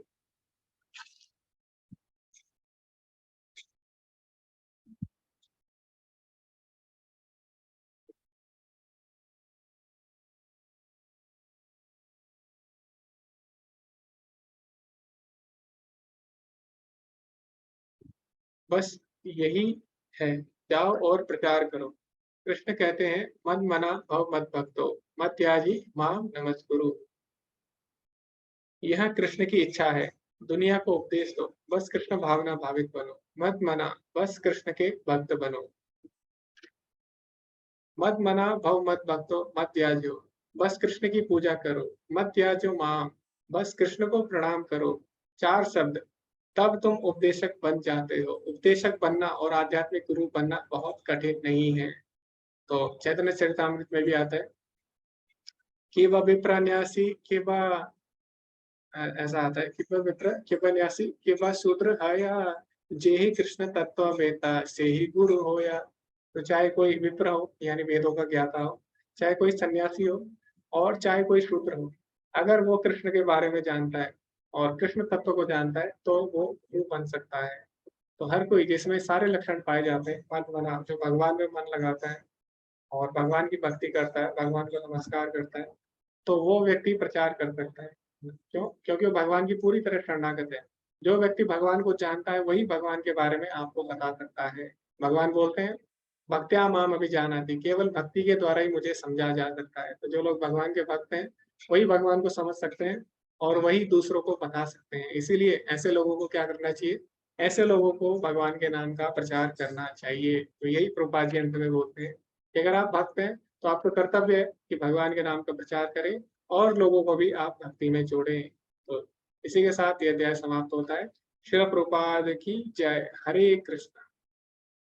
हरे कृष्णा। किसी के कोई डाउट है या कुछ पॉइंट आप साझा करना चाहते हैं आप कर सकते हैं। हरे कृष्णा। चैतन्य प्रभु जी। हरे कृष्ण प्रभु जी, हरे कृष्ण जी प्रभु जी। बड़ी excellent class प्रभु जी। एक छोटी सी कथा बोल देता हूँ प्रभु जी, अगर आप जी परमिशन दो। जी जी प्रभु जी। कितने प्रकार के होते हैं? एक्चुअली देखा गया तो भक्त 3 प्रकार के होते हैं। तो एक तो भक्त वो होते हैं जो हमेशा गुरु के पास में जाना, गुरु से गुरु अगर आ गए उनके सामने सेवा मैं करूंगा, उनके साथ सेल्फी खिंचाने में बहुत इंटरेस्टेड रहते हैं, उनको इन्हें दिखावा करते हैं एक प्रकार के। अब जैसे कि आप अभी क्लास में बोले थे गुरुमुख पद्मा वाक्या सिद्धिते करिए। हाँ, तो जैसे ही हमको गुरु जो बोल दिए वही मैं करूंगा। तो एक अच्छी सी कहानी है, स्टोरी है प्रभु जी। अब गुरु हमको कथा दिए, नाम तो कथा में ही जीवन बिताना है। तो एक अच्छी सी कहानी है। तो एक शिष्य रहता है, वो हमेशा क्या करता है, गुरु बोल दिए मैं वही फॉलो करूंगा। वो ये नहीं समझता कि भाई गुरु का भावना क्या है, नहीं समझता। ये सेकंड कैटेगरी वाला जो है गुरु मुख पद्मा वाक्या, उसको करना क्या है, गुरु बोल दिए। अब वो एक दिन क्या हो गया, गुरु यात्रा पे निकले। वो समय ऐसा था कि जब प्लेन, मोटर गाड़ी वो कुछ भी नहीं थी, तो क्या हुआ, घोड़े पे बैठे हुए हैं और सामने जो है सो शिष्य घोड़े पे लेके जा रहा है। गुरु क्या करे हैं, गुरु पूरा अपना सामान जो भी है, अपने बुक्स, अपने जो भी लोटा जो भी है, हर चीज पैक रख लिए बैग में, धीरे धीरे से चलते जा रहे थे। अब वो तो शिष्य इतना ओबीडियंट है, गुरुमुख पद्मा वाक्या, जैसे ही लोटा गिर गया, वो उसको मालूम है लोटा गिर गया, वो नहीं उठाया। वो गुरु आगे चले गए, अरे मेरा लोटा गिर गया, तो क्यों नहीं उठाया? अरे नहीं प्रभु, आप मेरे को कभी बोले नहीं लोटा उठाओ बोल के। अच्छा, लोटा उठाओ बोल के नहीं बोला, ठीक है अभी मैं बोल रहा हूँ उठा लो, ठीक है। फिर थोड़ी देर के बाद में क्या हो गया, गुरु जी का एक अच्छा सा वस्त्र जो भी वो पहनते हैं वो भी गिर गया, वो फिर से नहीं उठाता। अरे भैया तो ये भी क्यों नहीं उठाया? वो बोल रहा नहीं प्रभु, गुरु जी आप मेरे को आदेश नहीं दिए, आप अगर बोलेंगे, जितना बोलेंगे मैं उतना ही करूंगा, क्योंकि गुरु मुख पद्मा वाक्या, तो उससे ज्यादा मैं कुछ नहीं करूंगा। तो अच्छा एक काम कर ले, मैं लिस्ट बनाता हूँ, ये जो सामान है, अगर डेफिनेटली एक काम कर ले। अच्छा ठीक है, तो अब मैं बोल रहा हूँ, जो भी ये घोड़े से मैं जा रहा हूँ ना, जो भी गिरेगा नीचे, आप क्या कर, उठा के मेरे को दे दे।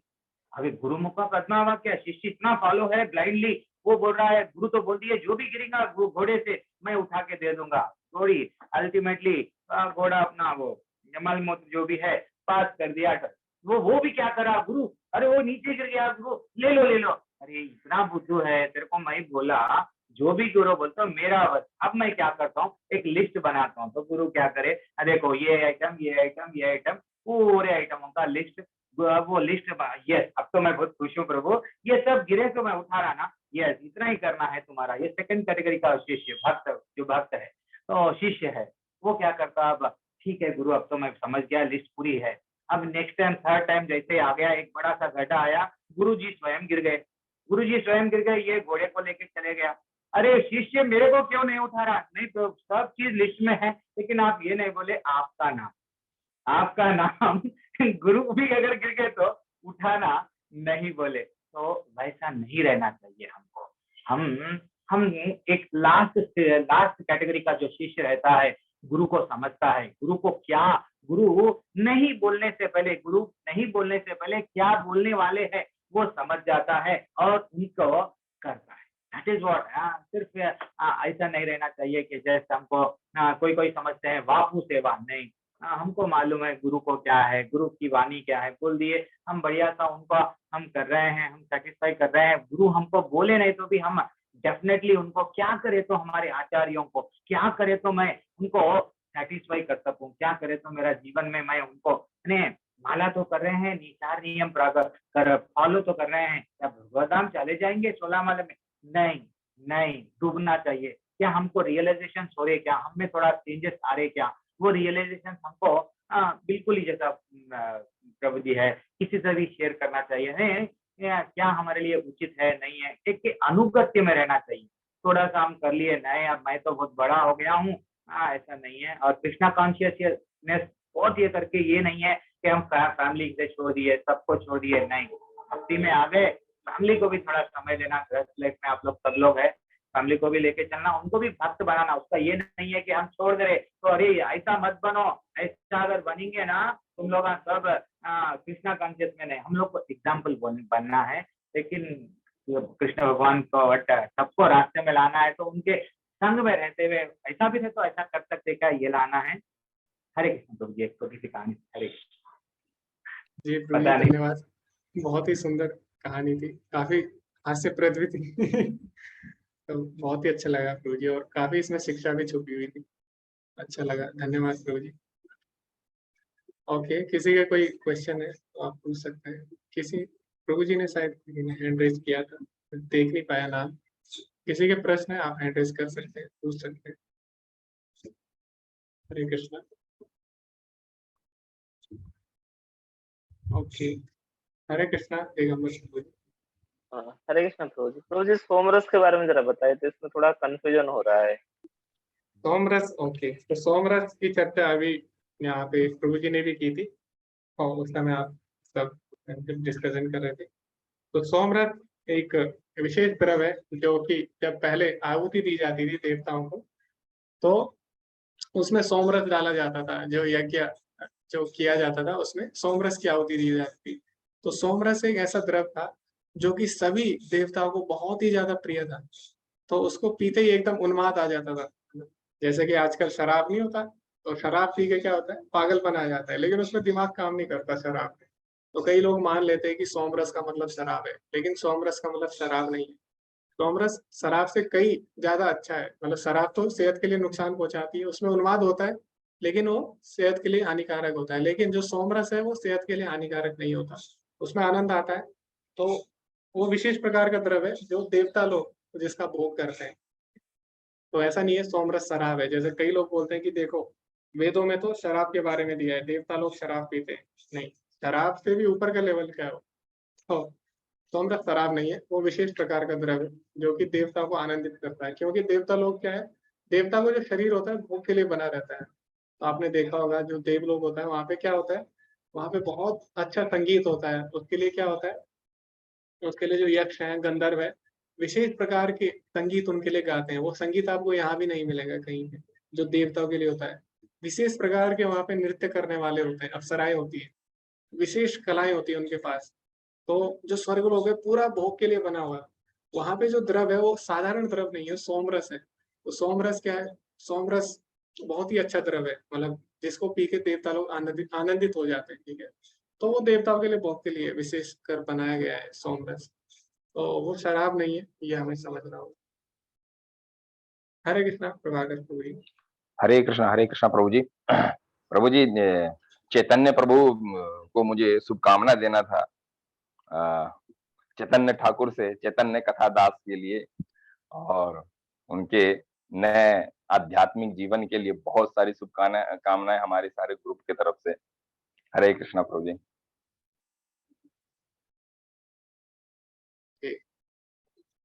हरे कृष्णा। तो हरे कृष्णा चैतन्य प्रभु जी कुछ बोलने के।